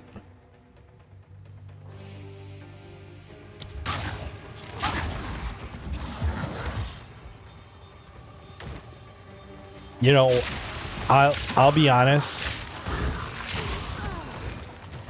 That's so that's something that me and my wife's cousin were talking about was that'll be, I eventually want to get into variety streaming, and I'll just literally play them on stream and everything. That way I can actually make my way through them, because otherwise I probably will never make my way through them. I forgot I have 0 energy shield now. That's fun. I need to be able to dodge stuff better. As far as switching to burpees also, yeah, I don't know if I want to switch to burpees. I think the planks are plenty.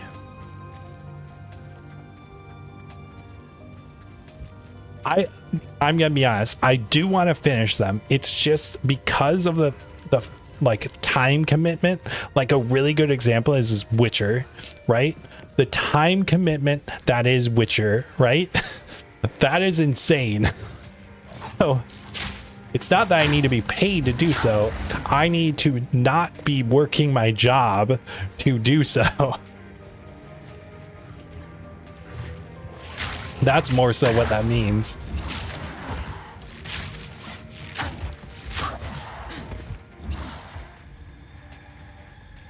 All right, there's Clearfell again. So I should just need to kill the lady, the witch, and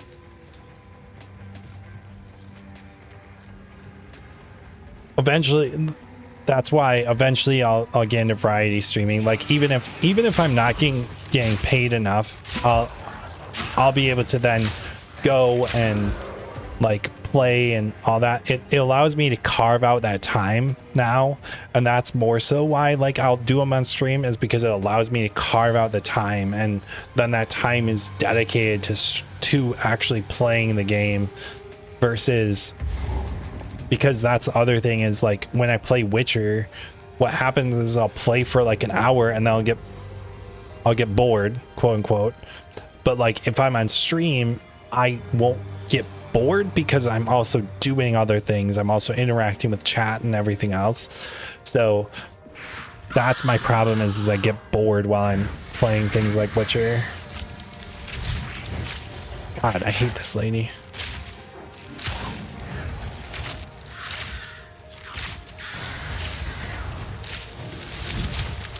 Storming arrow. Barely broke a sweat. Okay.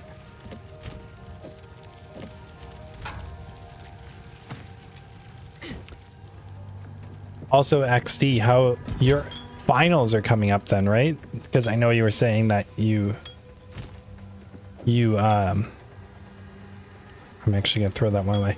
You have your internship internship coming up, but so I'm assuming finals are soon.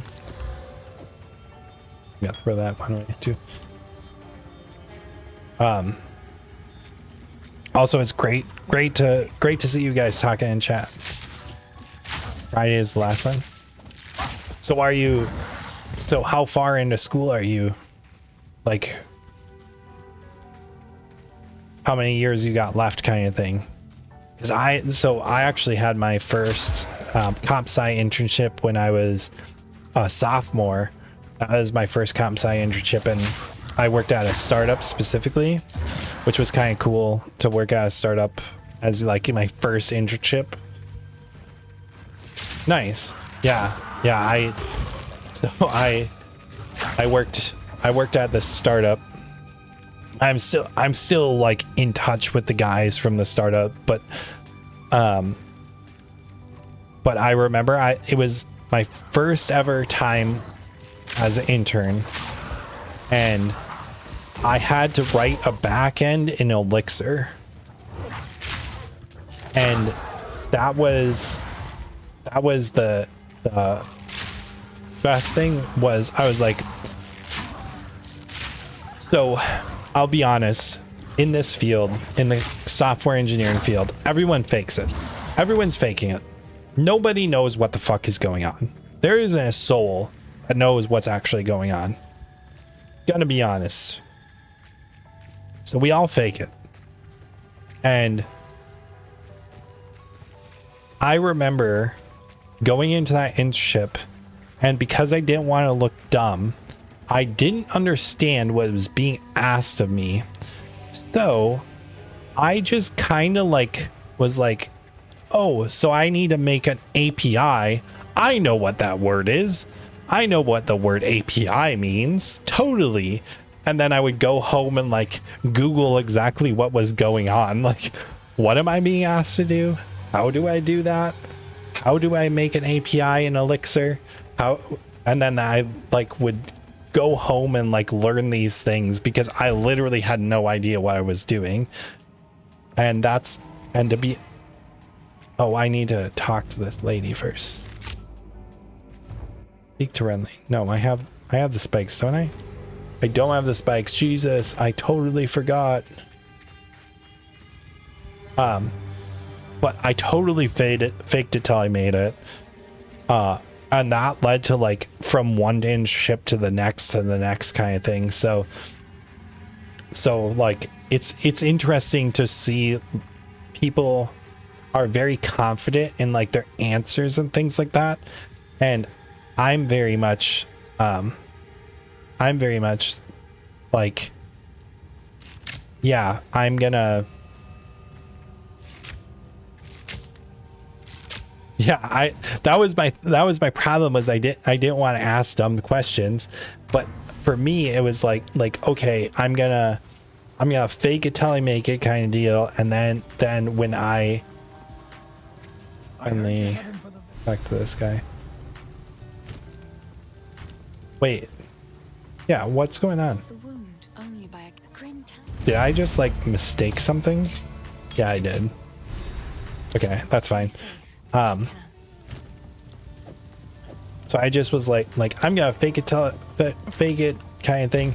But then like the best part is at work, I know when people don't know something. Like you can tell, right? You can tell when somebody doesn't know something. And that's when I'm like, do you actually understand what I'm asking of you? And then they'll be like, well, no, but I think I understand. I think this is what you mean. And I'm like, no, that's not what I mean. Like, here you go. Here's what's going on. Here's what I want to ask of you. Like I reviewed a PR today, and this was from somebody that was higher up than me. So a lead software engineer, and I'm a senior software engineer. The lead, I reviewed his PR, and usually he's the one that like leaves comments like this. I literally left a comment like, hey, this function should be a utility function. You shouldn't really use this in here. And here's an example of using that. But then I saw like a bit of code that I I put into a PR like a month ago or something like that, and all of a sudden it was like changed back to what it was, and I was like, hey, like, why was this changed? I literally just asked that. Why was this reverted? Why was this change reverted? Can you explain? And he was like, oh, sorry. Apparently there was a merge conflict and I took the wrong merge conflict. I was like, yeah. And it's one of those things where like even somebody higher than me, like, didn't bother to ask which merge conflict is correct. He just assumed which one was correct and then went with it, kind of deal. So it's like everybody in the field fakes it all the time. There's a lot of assumptions that happen, and your assumptions are wrong and all that stuff. It's crazy.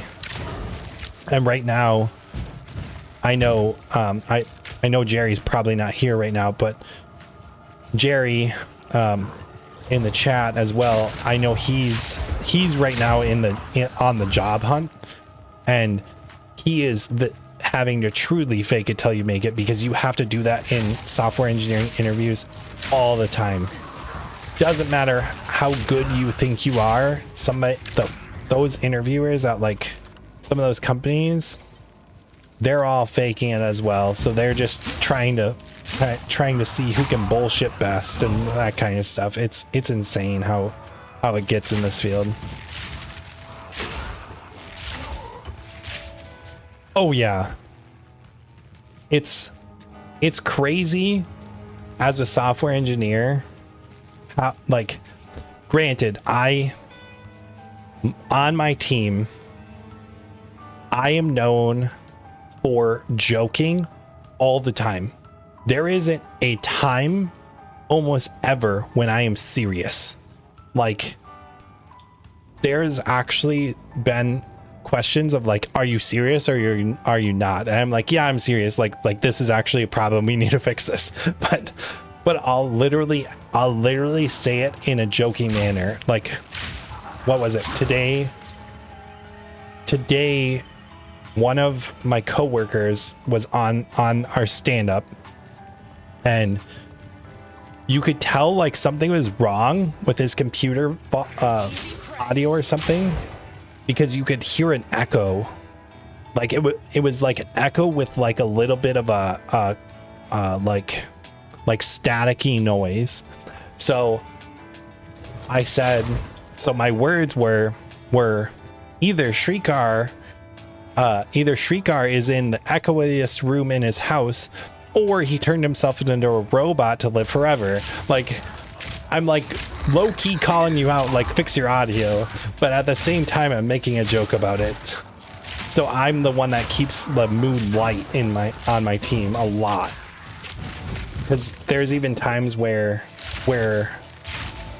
like, there was one time where it was a couple weeks ago, we literally had a meeting scheduled for a half hour and it took 2.5 hours. So now I just make a joke about that all the time. I'm like, I know this meeting's gonna take long. Remember that time when we had a meeting that was supposed to take a half hour and it took 2.5 hours? Yeah, I don't think we're one to talk about keeping a meeting short.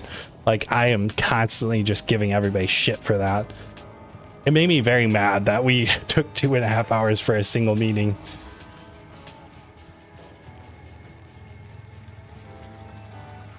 I am by far the memester in my group at my work.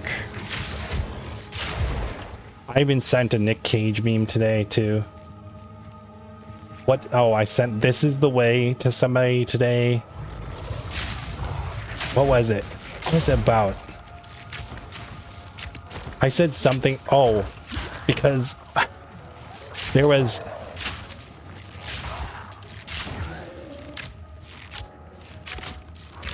So, useless meetings. We have, at my work, we've implemented something called flow time. Flow time is for 4 hours twice a week. So, flow time happens Mondays from, what is it, 1 o'clock to 5 o'clock Eastern time. Flow time happens Fridays 9 o'clock to whatever 4 hours later is. That's hold on, I gotta text my wife quick. Flow time is then Fridays from 9 to 1. Yeah, 9 to 1. Now, flow time, you're not supposed to be able to schedule meetings during flow time. No one's allowed to schedule meetings. So we have to constantly remind my boss of that fact. But I always point out to people, flow time on a Friday is the... You're good, XD. Flow time on a Friday is the worst idea in the world, because flow time on a Friday, what do you think people do on Fridays? They don't work. They slack off. Like, it's supposed to literally be this time that you are not allowed to have meetings scheduled, and it's just supposed to be for you to work. Why would you put it on Friday, and why would you put it on Monday? Those are the two worst days to put it, because Monday, people are not going to work very well because it's freaking Monday, and Fridays, people are going to not work very well because it's Friday and they're ready to leave. So they slack off on those 2 days. Those are the worst days for flow time to exist. And the best part is it would actually be better if it was on Tuesdays and Thursdays, because Tuesdays and Thursdays are my busiest like meeting days of all the days, because now the flow time is on Mondays and Fridays, so they stack the meetings on Thursdays. We like, right, and so that's the other thing is let me correct myself. We no longer push things on Fridays, because we have had an issue that we have had to log in on a Saturday for, because a certain somebody who is no longer on my team happened to, I don't know, maybe push some code. It broke everything, and we had to on the fly figure out our process for reverting code change, like reverting a code change and going back to a previous build of the application. We have never done that before, and that was the first time that we ever had to do that. And it happened to be on a freaking Saturday I think it was like in the middle of summer too. And I still remember, because we all got, like, I got this ping from my boss that was like, you need to log in right now. There's a problem, blah, blah, blah. And we went through this whole spiel of trying to fix this stuff. And like, I still remember, because none of us had ever done this. We just recently had started looking into how to do it. How can we revert a change in production just in case something happens? And I still remember, like, we had literally just like wrote this whole document of like, this is how we do this. This is how we change this. This is how we revert stuff. And this is what we're going to do to revert it if it ever happens, and blah, blah, blah. And like, we went through this whole rigmarole about it. And my, second one. And I still remember, because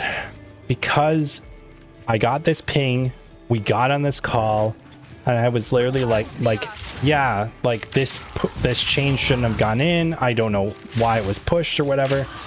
The guy that did it showed up 2 hours into the meeting and was like, wait, what's happening? And he like explained what he did, and we're like, why did you just push it to production? Like, he legitimately just pushed it to production. So he had the power to approve it and everything. So he just pushed it to production without us doing any testing at all in our lower environments. Oh man, I still remember how mad my boss's boss was, because, and like he came in and was like this shouldn't have happened, that blah blah blah. Like he was just like yelling at us about like, why did this happen? And like my opinion is pointing the finger, man. Let's point the finger at him and literally throw him under the bus, because it's his fault that we're here on a Saturday. Like, I know that that's a bad thing to do, but I don't care. I am here on a Saturday trying to fix things. That is dumb. And howdy, Colonel. How's it going, man?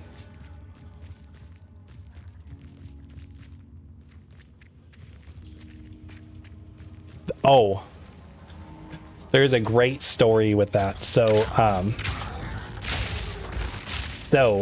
production database changes.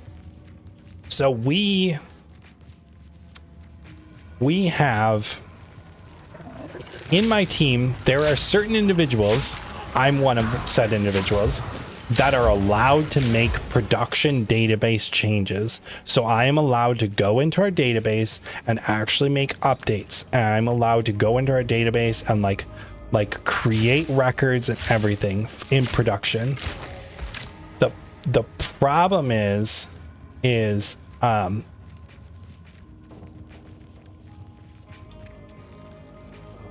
problem for sure, XD, you have a good night, you get some good sleep, and no worries, Colonel. You go live and you have fun, man. I'm gonna keep streaming. I'm gonna be streaming for about another hour, and then I'm gonna hop off as well. But the problem, the thing is we have a production database that I have access to, and I have this. So we have a Google Sheet. The best part is it's literally a Google Sheet that has all of the production credentials in it. I can then go into, and I can pull them up, and I can actually go into the database and I can edit things. And the only reason that I'm one of the only people that has access to it is because I verify the crap out of everything before I make a change. I make sure, like, the group of us that is, yes, thank you, XD. I totally forgot that I have a skill point to spend. So me and these guys, like, we collaborate together to make sure to ask each other, does this change look good? Does this query look good? And because we can't run it in QA because we don't have any data in QA, so we have to run it in production. So we'll like do some crazy stuff. There was a time where every single day I updated production database for like a full week. There was a full week where I was manually running a query against production. And I still remember every single time that I ran it, I had a heart attack about it. I literally thought I was going to break everything. And one time I actually did break quite a bit. Let's kill this guy. Sorry, I'm gonna stop talking for a second here while I fight this dude.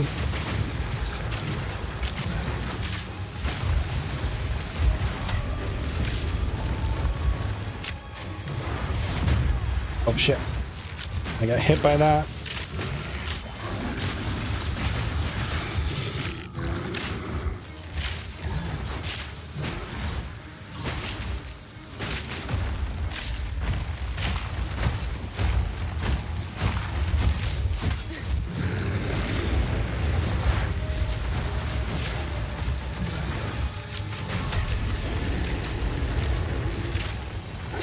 Dodge. Nice. Sweet. Okay. Nice. Oh, I forgot that I have Stormcaller Arrow. I haven't been using it. Probably should use Lasting Shock. Increases shock duration by 100%. Okay. Level 8. Sweet. Yeah, so I'm playing true hardcore, Colonel. I am actually playing. Excuse me, sorry. I'm actually playing true hardcore. So I am. If I die, I restart the character. So if I die, I actually restart. I'm trying to get on the leaderboard, which the leaderboard. Let's see where we're at on the leaderboard. PoE 2 leaderboard. Or ladder, not leaderboard. They call it a ladder, not leaderboard. Let's take a look here. So hardcore. Probably should make sure the game is paused back there just in case. Go view more. So there's these guys in the lead.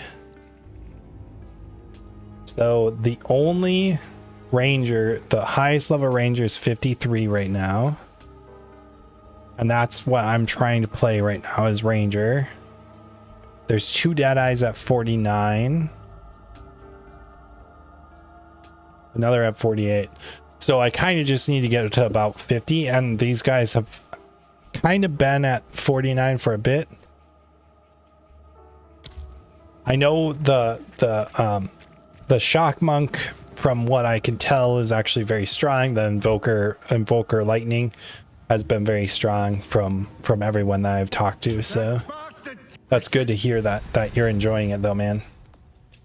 I'm also playing WASD now. That's why this character is literally called Hardcore Finest Wazda, because I'm playing WASD due to range is way better. Range is way better as WASD. I like click to move with I prefer click to move with melee, but Wazda is way easier with ranged, because I'm able to dodge in and out very easy and everything else. Not recovered. Let's see what this gets me. All projectile skills. Sweet. That is amazing. That is insane. Holy crap.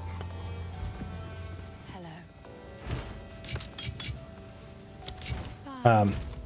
To kind of give an explanation of why this +1 level to all projectile skills is so amazing, it's because all these now are +1 level. So everything that I use is +1 level. Yeah, you too, Colonel. We'll catch you later, man.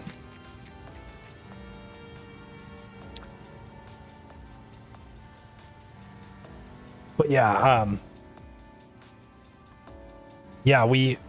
so as far as like comp sci stuff goes, though like software engineering is a kind of fun field, because it very much is not just fake it till you make it, but wait, this is a level 7 area? I thought this was a level 8 area. These are level 8, I know that. Interesting. So I kinda am supposed to just get 1 level here. Sorry, I got distracted there. Software engineering is a very interesting field, because it definitely is this like weird zone of being like I was talking about, like the fake it till you make it kind of style, the like all these weird like everybody's kind of lying about who they are kind of deal, you know, because you almost have to get jobs, and it feels really shitty. Like I know Jerry in the chat, he's currently going through the job market, and I know, like,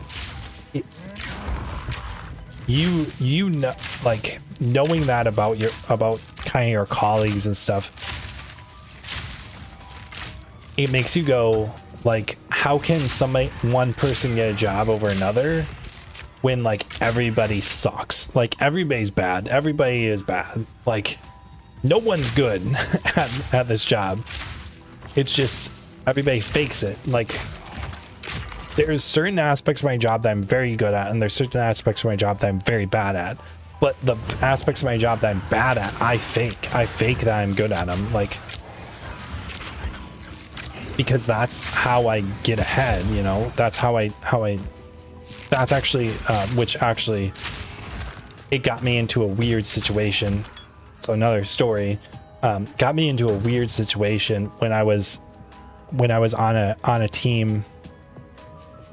It's the current team I'm on, and basically what happened was we needed somebody that was good at UIs, and I said, you know, I'll do it. Like, I'll do it. And the thing was like, I knew how to build them, but I wasn't good at UI development.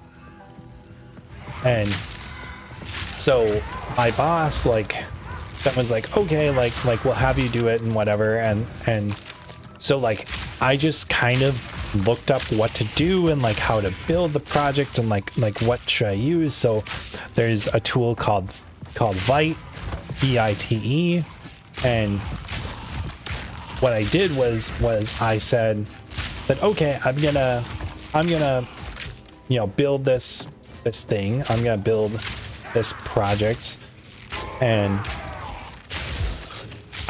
we're gonna build it from scratch and whatever. And I started to do it, and I remember that I, like, had to look different things up, and like that's literally, like, half the job is looking stuff up on Google, or now, like, asking ChatGPT, and then when ChatGPT is wrong, you go to Google again.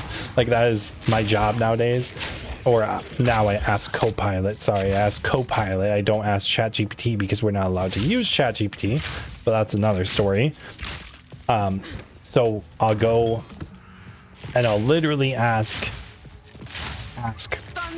ChatGPT about or Copilot about something, and before it was, I would go to Google and ask the question, and then when I would ask the question, it would be like yeah, this is what you do and this is how you do it, but, like, it doesn't say that's the right way to do it. It's just like, this is a way to do it. So now, like, now that I'm further on, I'm now also realizing, hey, that might not have been the right way to do it. Like, I'm totally realizing that's might have not been the way to do a lot of this stuff. And because of that, I now am looking at, I'm like, well, what the heck? Like, so now I have all this stuff that I would call legacy code because it's not done correctly. So I'm constantly, every time that I, like, there was, what was it? It was in a PR recently. I saw somebody reuse some code that I had built. And so somebody reused some stuff that I had built, and it has 3 nested for loops is what we call them, right? So these for loops are like something that goes over, like, a list of things, and then, but within that, it goes over another list of things, which goes over another list of things. So it goes over this multiple times, and that's what we call big O of n cubed is what we call that. And this thing called big O of n cubed is, like, very, very bad. Like, you should never have big O of n cubed. I looked at the code that was written, and I'm like, I literally looked at it, I go, This dude just stole the code that I wrote before and implemented it here. And I literally commented, I'm like, so I know that I wrote this code. Can we not do it this way? Can you find a different way to do this so that it's not big O of n cubed? And he, like, they kind of both like laughed at me, and I'm like, I'm serious. Like, I don't want a big O of n cubed algorithm in our code. And they were kind of like, well, how would you fix this? And I suggested some stuff, and then I went and like verified that the things that I suggested would even work, and one of the things I suggested wouldn't work at all. So I was like, yeah, we need to find a different way. That is the plot twist, Jerry. I am the one that wrote the big O of n cubed. I wrote it, and then he stole it and rewrote it in a different algorithm. And I told him to not do that. I am the original writer of said code, and I 100% am telling them, like, can we please make sure to not write this code like this? And I still remember it because my boss was like, why can't we just push this code? And I said, well, I specifically don't want this algorithm. I don't want this to go into production again. I said, I wrote this and now it lives in production and it shouldn't. Like, so I think I even have a like to do in the code. So I have a little comment that says to do. This is big O of n cubed. It shouldn't be. And I still remember that I'm 90% positive that comment still lives there. So he looked at that code, said, good enough for me, copied it over, and still used it. And I'm just like, man, probably shouldn't do that. Probably shouldn't be copying code that literally says, don't use this. It needs to be fixed. But the number of times that I have written bad code because I am faking it till I make it is unbelievable. And it's because that's what all of us do. Every software engineer does that. We fake it. We legitimately fake it because that's how you get ahead, is faking it.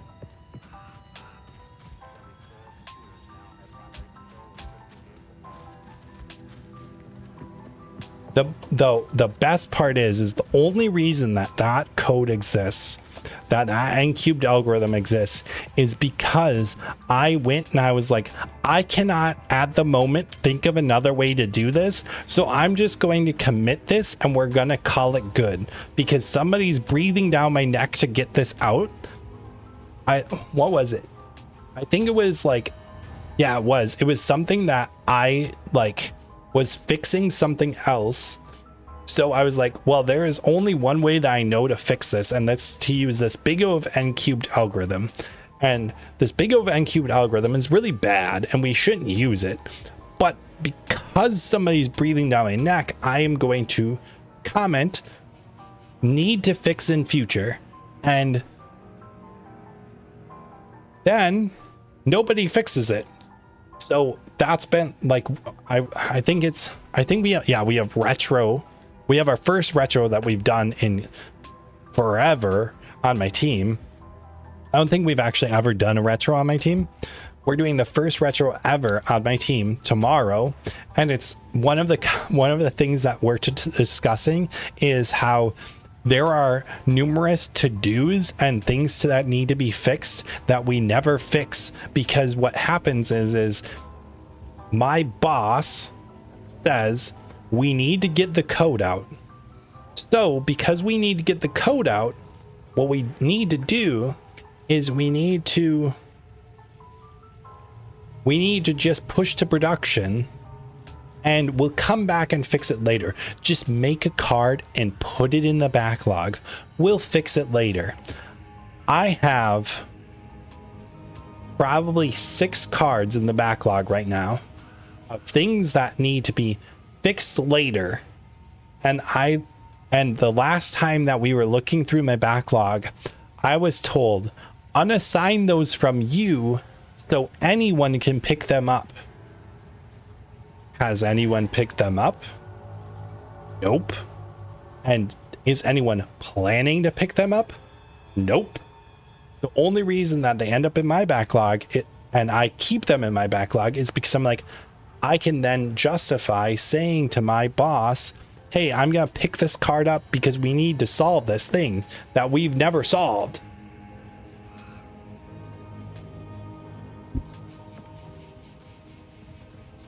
While you were away, Jerry, I was going to ask you guys, specifically you and Stephanie, have you ever thought about getting one of those backpacks for Finn or any of your guys' cats?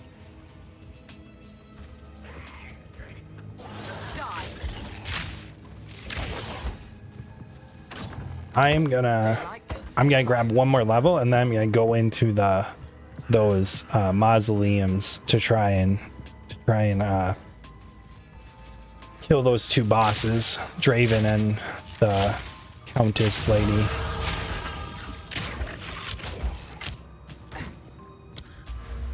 Attack speed, projectile speed.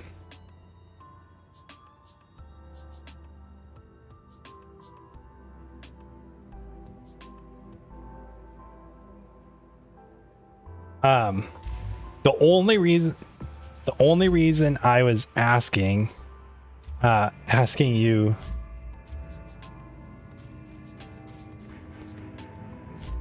is that the same dude? Oh, it's a Banivator. Sorry, I was looking at that. The only reason I was asking is because I was thinking about if I could put Loki in one of those and run with him. I think that would be a fascinating experiment. I don't know how he would do, but I'm wondering if I could actually do it. I remember my old boss from CH Robinson, when I worked at CH Robinson, the company, she had one of those backpacks that she would put her cat in and like go for walks and things like that. So I was like, I wonder if I could actually run with my cat. Like, would he care? Like, I have a feeling the bouncing around would probably, he wouldn't like that, but like, then he could see the outdoors, and I think he loves the outdoors, so. Let me go B. Oh. I hate that you cannot cancel. Let me grab escape shot level 3.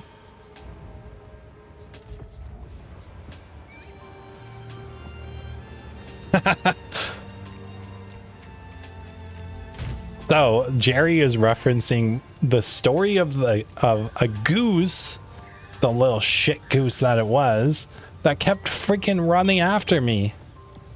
I had a goose that every time, actually take the poison hit.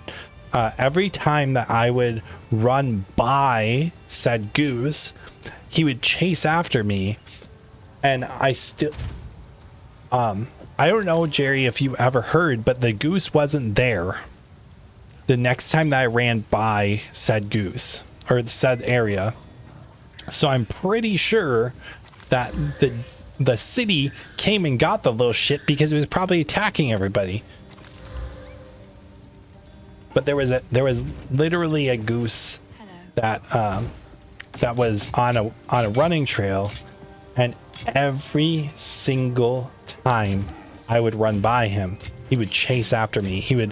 And I was pretty far away from the goose. Like, I know it had babies and everything else, but it was very aggressive. It was incredibly aggressive towards us, and it was insane how aggressive it actually was. So I would be running. I would be running towards. Oops. I would be running, and it was towards the end of my run too. So this little shit would come up to, like, would literally run up to everyone on the trail that was walking by him and try to attack them. And he would always run towards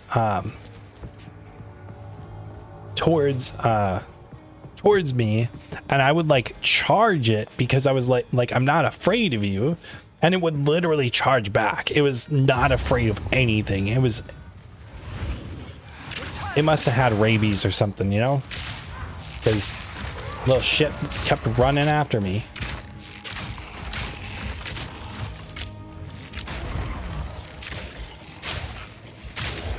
Jeez. All right. Also, Jerry, you can tell Stephanie I will reply to her text. I haven't actually read her text. I will just reply to it when I can.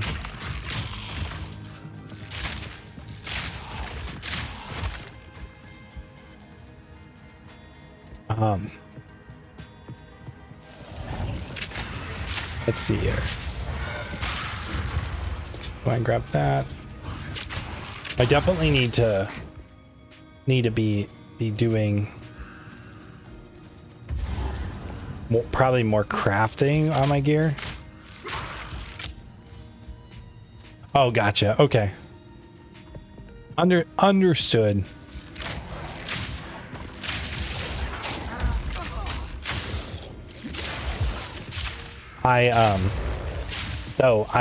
The reason why I was asking is why I was saying to Jerry was I'm trying to actually come up with new emotes and new all that, and I want to do it all based off of my profile and my profile picture and all that, the Sasquatch. And in order to do that, I need to be good at graphic design. I am not good at graphic design. I'm decent at Photoshop. I'm not good at graphic design specifically. So I know Jerry, his wife, is a graphic designer. So I was asking her about that and whether or not I could get her assistance in doing that. So it sounds like she is willing to assist. They are busy right now, which is understandable. I get it with the holidays and everything. Everybody's busy right now. We are busy as well. I probably picked the wrong time to start streaming because we are very busy as well. So totally get it. Totally understand. All right, let's kill us a couple more mobs. Just get through the rest of the graveyard, and then we're gonna go into probably the Mausoleum of the Praetor first, only to try and kill those kill the Storming arrow. kill Draven, and then I'll kill, I can't remember the other one, that starts with an A. Kill her next.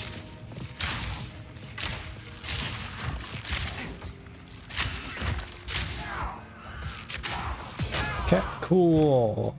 Sweet. All right. Let's take a drink.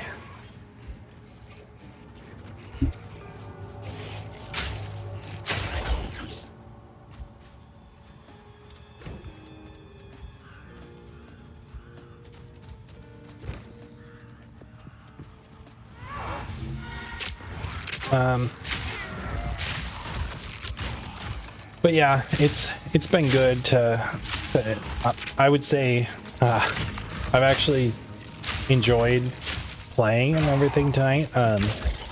You know, it's been interesting trying this new thing out of talking the whole time, like literally talking this whole time to the audience kind of thing. It's been a very interesting time to actually be chatting the whole time that I'm live. You know, it's been very interesting. Definitely need to figure some kinks out and everything, but I definitely think that this is gonna be the new thing going forward. I very much think that this will help the channel growth a ton to be able to interact and talk and everything else. And I hope this is the tomb. Oh, this is the tomb of the consort. I want to go to the other tomb. Don't want to do this one. I think I feel like he's easier on the other side to do first. But no, it's been really good to do this and chat and tell some stories, talk about some stuff. I got plenty of stories where that came from, kind of thing too. So it's good to chat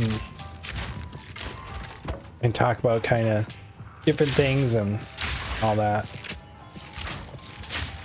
Sorry, I am focused on not dying. But hopefully people are liking the stream. They're liking the new style. They're liking the new format. Hopefully the new audio is better. I'm hoping that it is. I'm hoping that it's easier to hear me. It's easier to hear the game. Easier to hear what's going on. I am hoping that is a better time for everybody. Dodge. Okay. Rawhide boots, I think, are nope. I could probably craft against those boots, but I do want to I don't want to do too much crafting because I'm a little worried about that. Fury. Let's kill these guys. I can't remember which one it is. Oh, nope, don't. So these guys, I know, get close to them before you hit them because their shields will throw shit at you.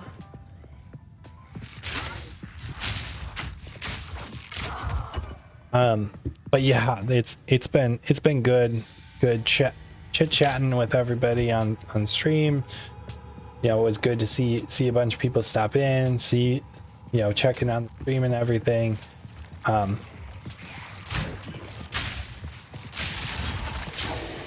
Thanks. Before, you know, for dinner time for us, of course.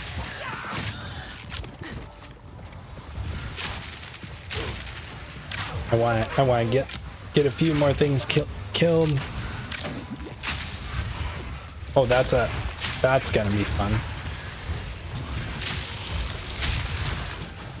Okay, that is not a fun mob at all. But this is.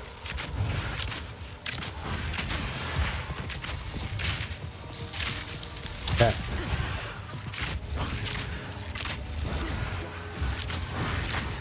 So his crap bounced against walls. That was actually pretty tough. Ooh, man. Let's get killing. So we're having spaghetti though for dinner, and so like I was talking about earlier, we make our homemade spaghetti. We made a bunch of homemade spaghetti sauce for with our homegrown tomatoes and everything.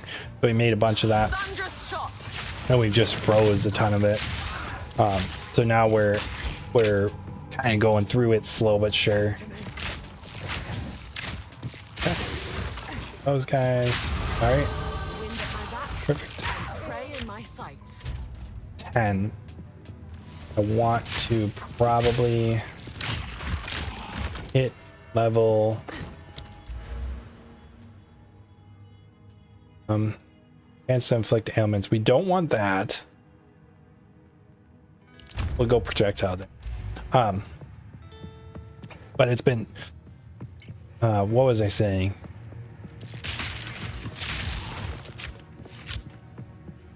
Totally lost my train of thought there.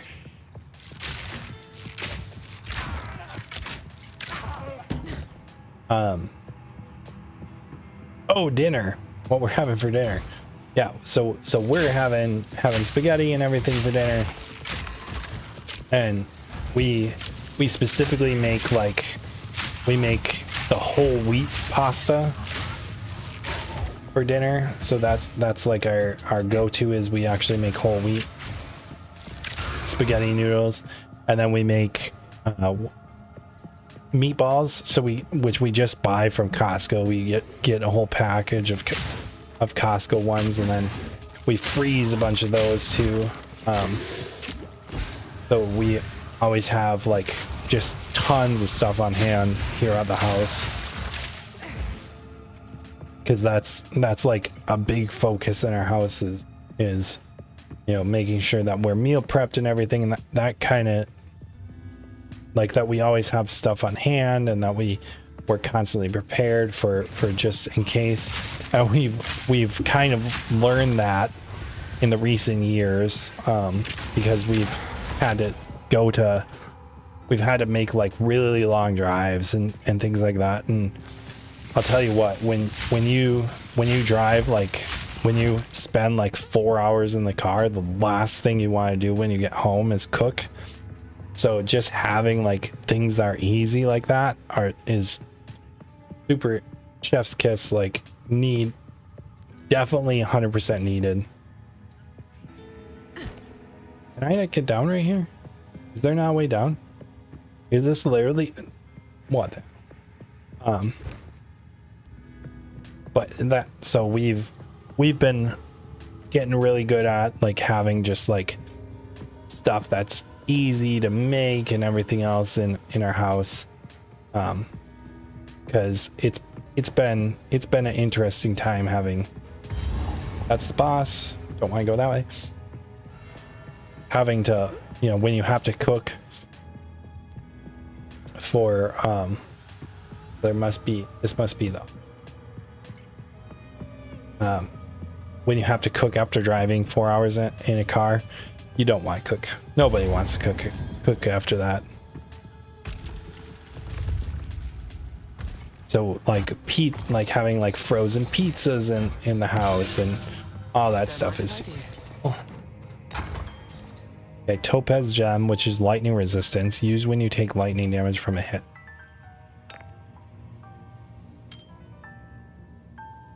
Okay.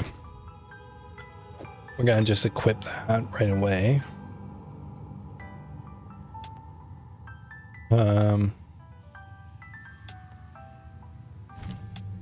Uncut skill gem.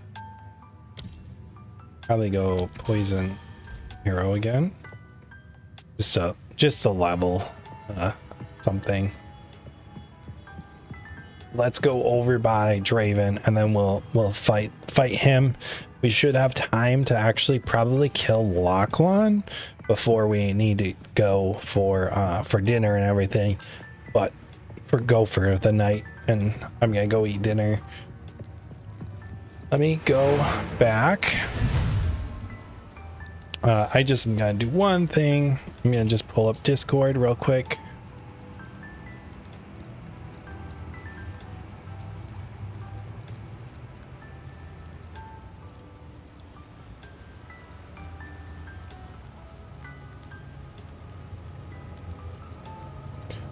I was just pulling one thing up.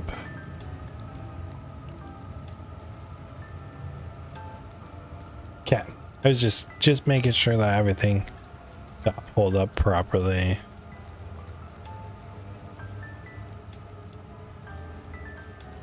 Okay, cool. Yep, let's go back to Clearfall. Where? Wait, like, click the portal? Like, what?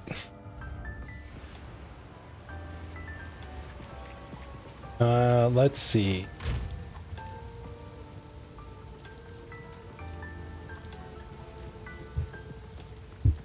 Let me just X the wave back.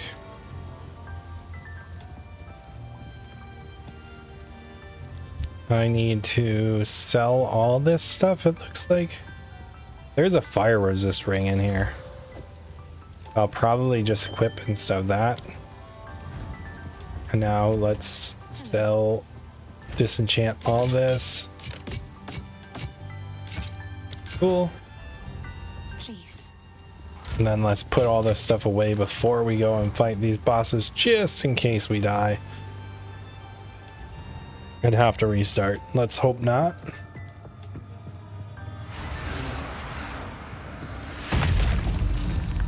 Okay, so now I keep forgetting to use our Q ability. Regret your intrusion But here. let's hope. Storm. Cut down. Soul is mine. The spirit's hunger. Rend your soul. Soul is mine. Yeah, run the. Rend your soul. My beloved Cool, Ascinia. cool. And then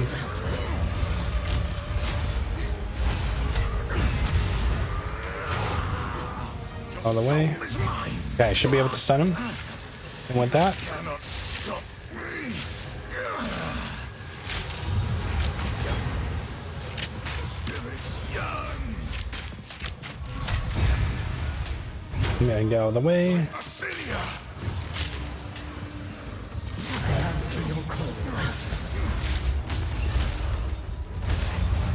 Your intrusion will be punished. Get out of the way. I command you. Your soul is mine. Cut down. Yeah, Ascinia. yeah. Your soul. Perfect. Perfect. Perfect. I'm just gonna make sure that she's not actually spawned because that would be scary. Okay, Pathfinder coat. Nice.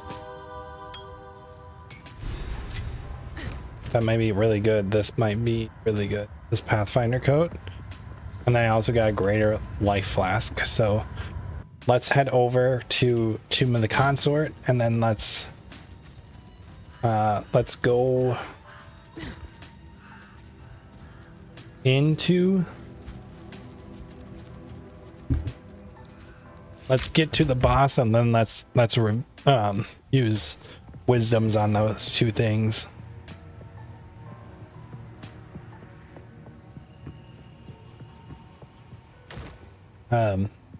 What was I gonna say though? But yeah, like we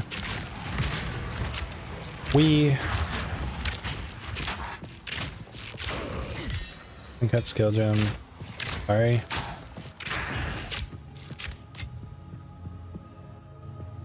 Hold on 1 second, guys.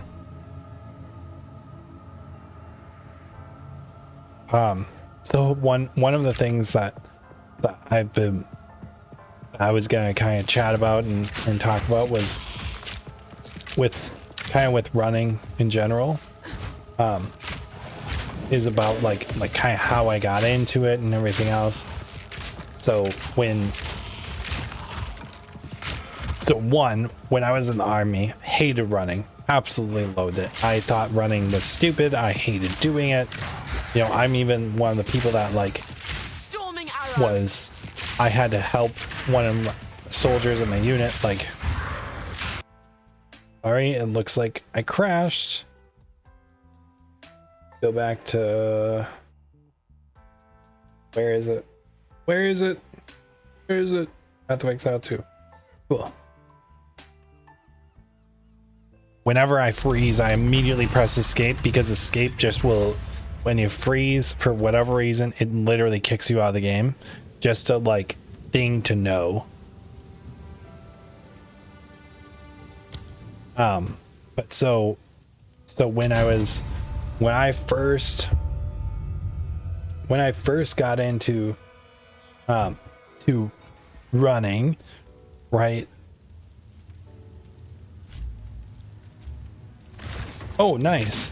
The game, I was like, is it broken? Like, I literally thought that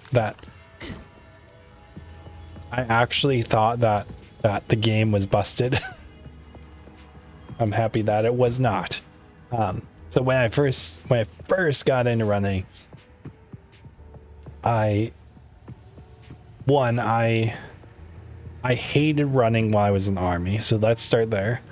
And when I was in the army, I still remember, like, we had soldiers that were failing their PT tests. And specifically, I remember one soldier, Seelbach.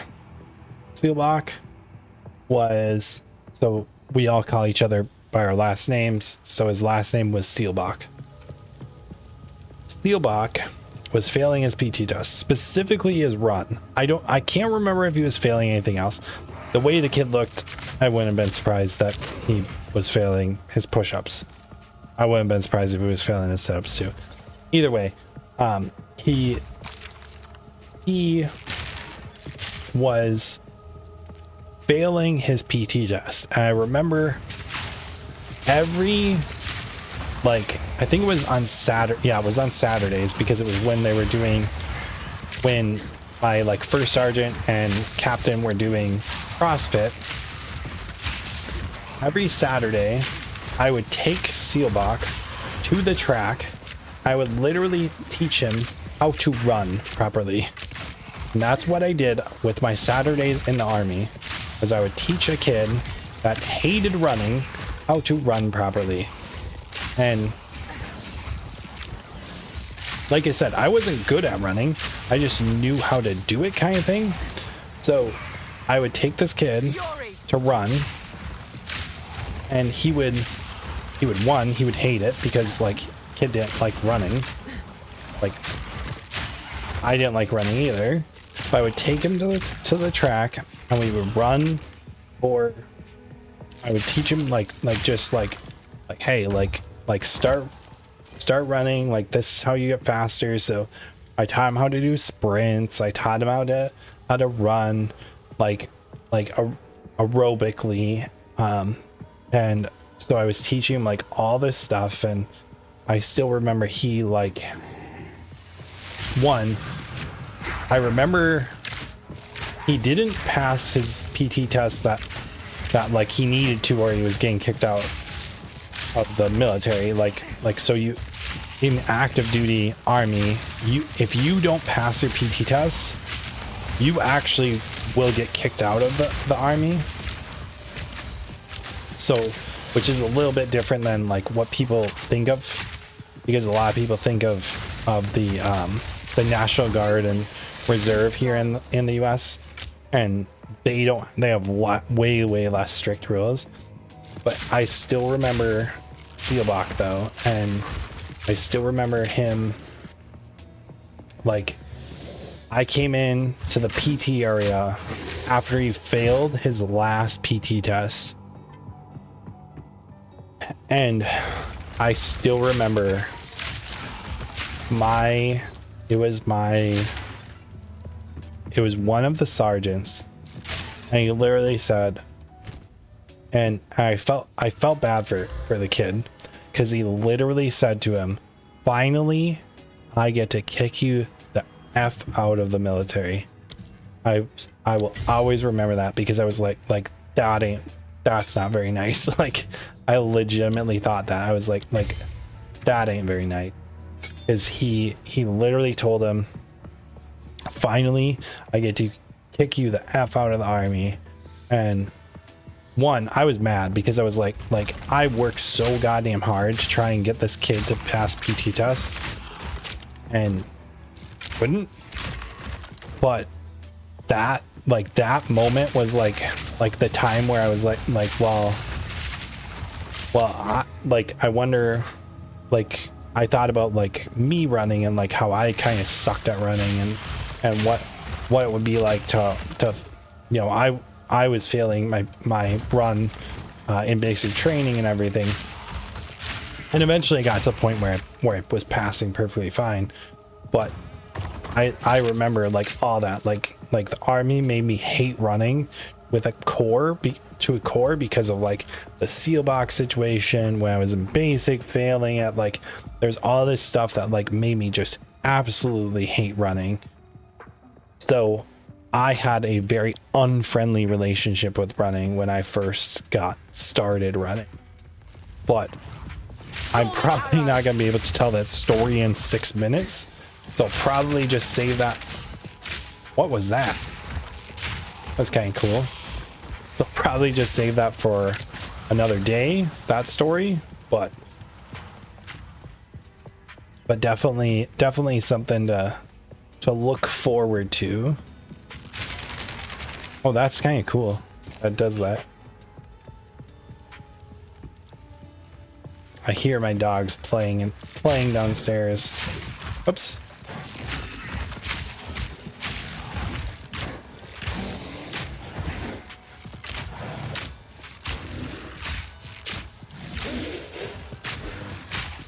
All right.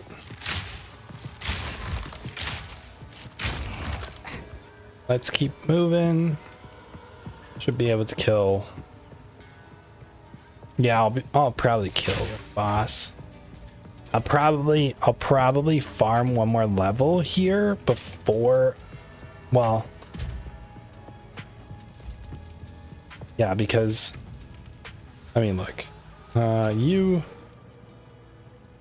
because I'm pretty sure I need to go to the hunting grounds,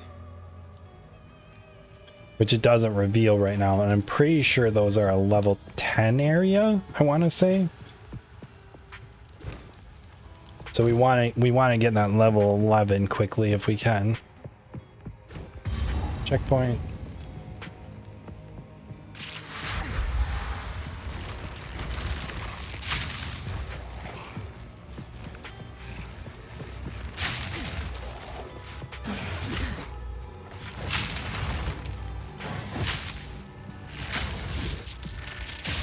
Here.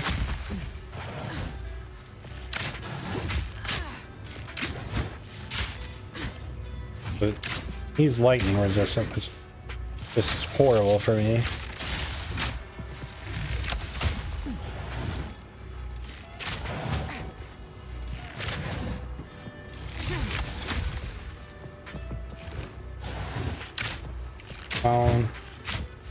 Should be able to just kill him. Barely broke a sweat. Okay. So let's kill this boss, and then I think that will be it for the night, and then we'll kill Lachlan starting first thing on the stream tomorrow. So let's go.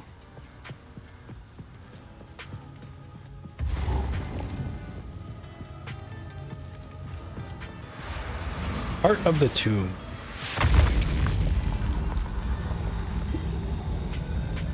You will never leave this place. Storm!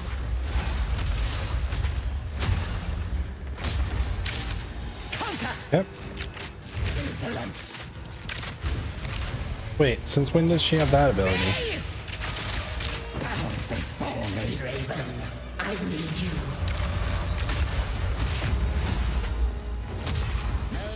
I don't recognize that ability at all. Conquer!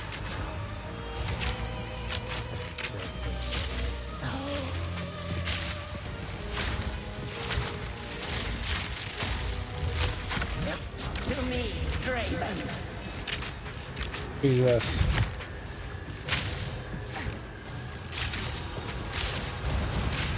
Conquer! I answer your call. Perfect. And level 11. Right before. Nice. Forgotten by the clans. Okay. Once and for all. Here's the projectile damage. That's awesome. I'm just looking at what all we can get. So we want to kind of go this direction. And I think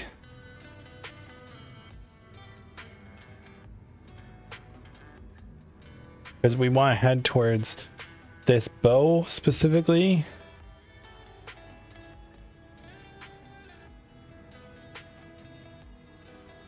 Skill speed.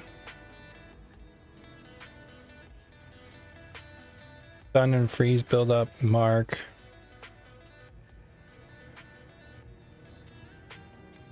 And what else do we do? Actually want to get this as well.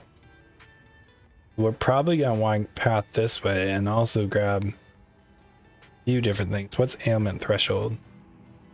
A higher ailment threshold makes it less likely that being hit by elemental damage will apply. Oh.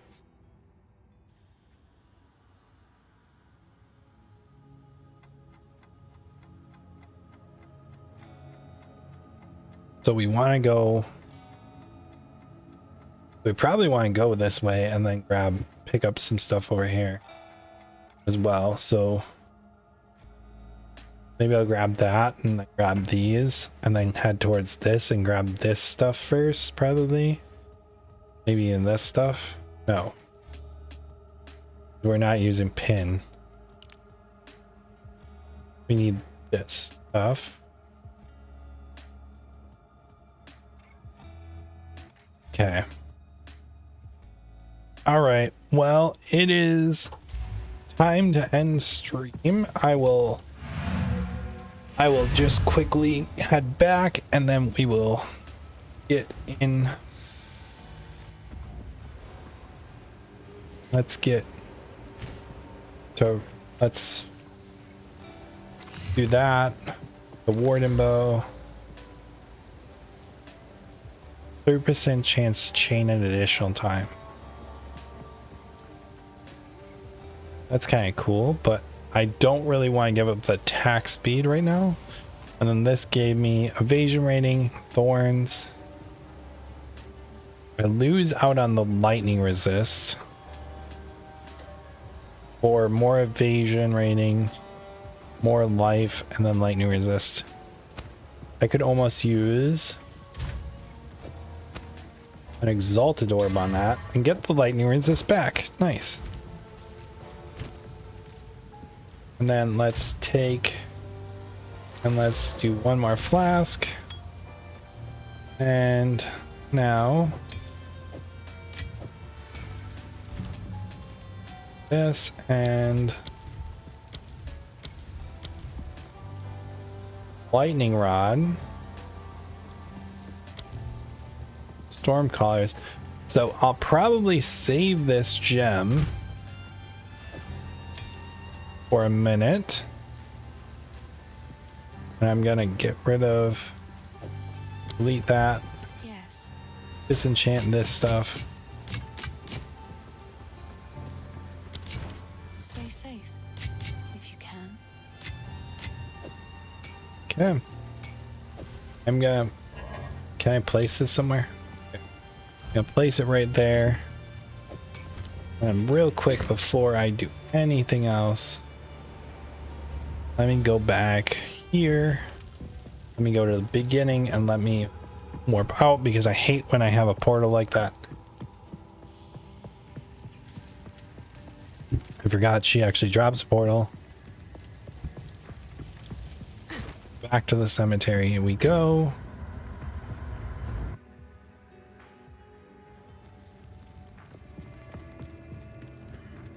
And we will go to this guy.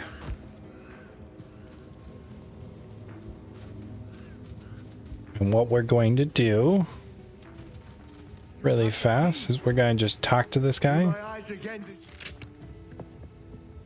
I'm literally going to open the gates so that I can go back to town, and I am going to end the stream here. I hope everybody had a good night. I am going to be back tomorrow at 4 p.m. CST to continue. Yeah, I do need a dope outro. I am going to continue tomorrow at 4 p.m. CST. I hope everybody has a good night. 07's in the chat. We'll see you guys tomorrow. Hopefully I will be able to continue the streak of not dying on this ranger, because I really, really hope that I don't keep dying and we can get on that ladder. Peace out, guys.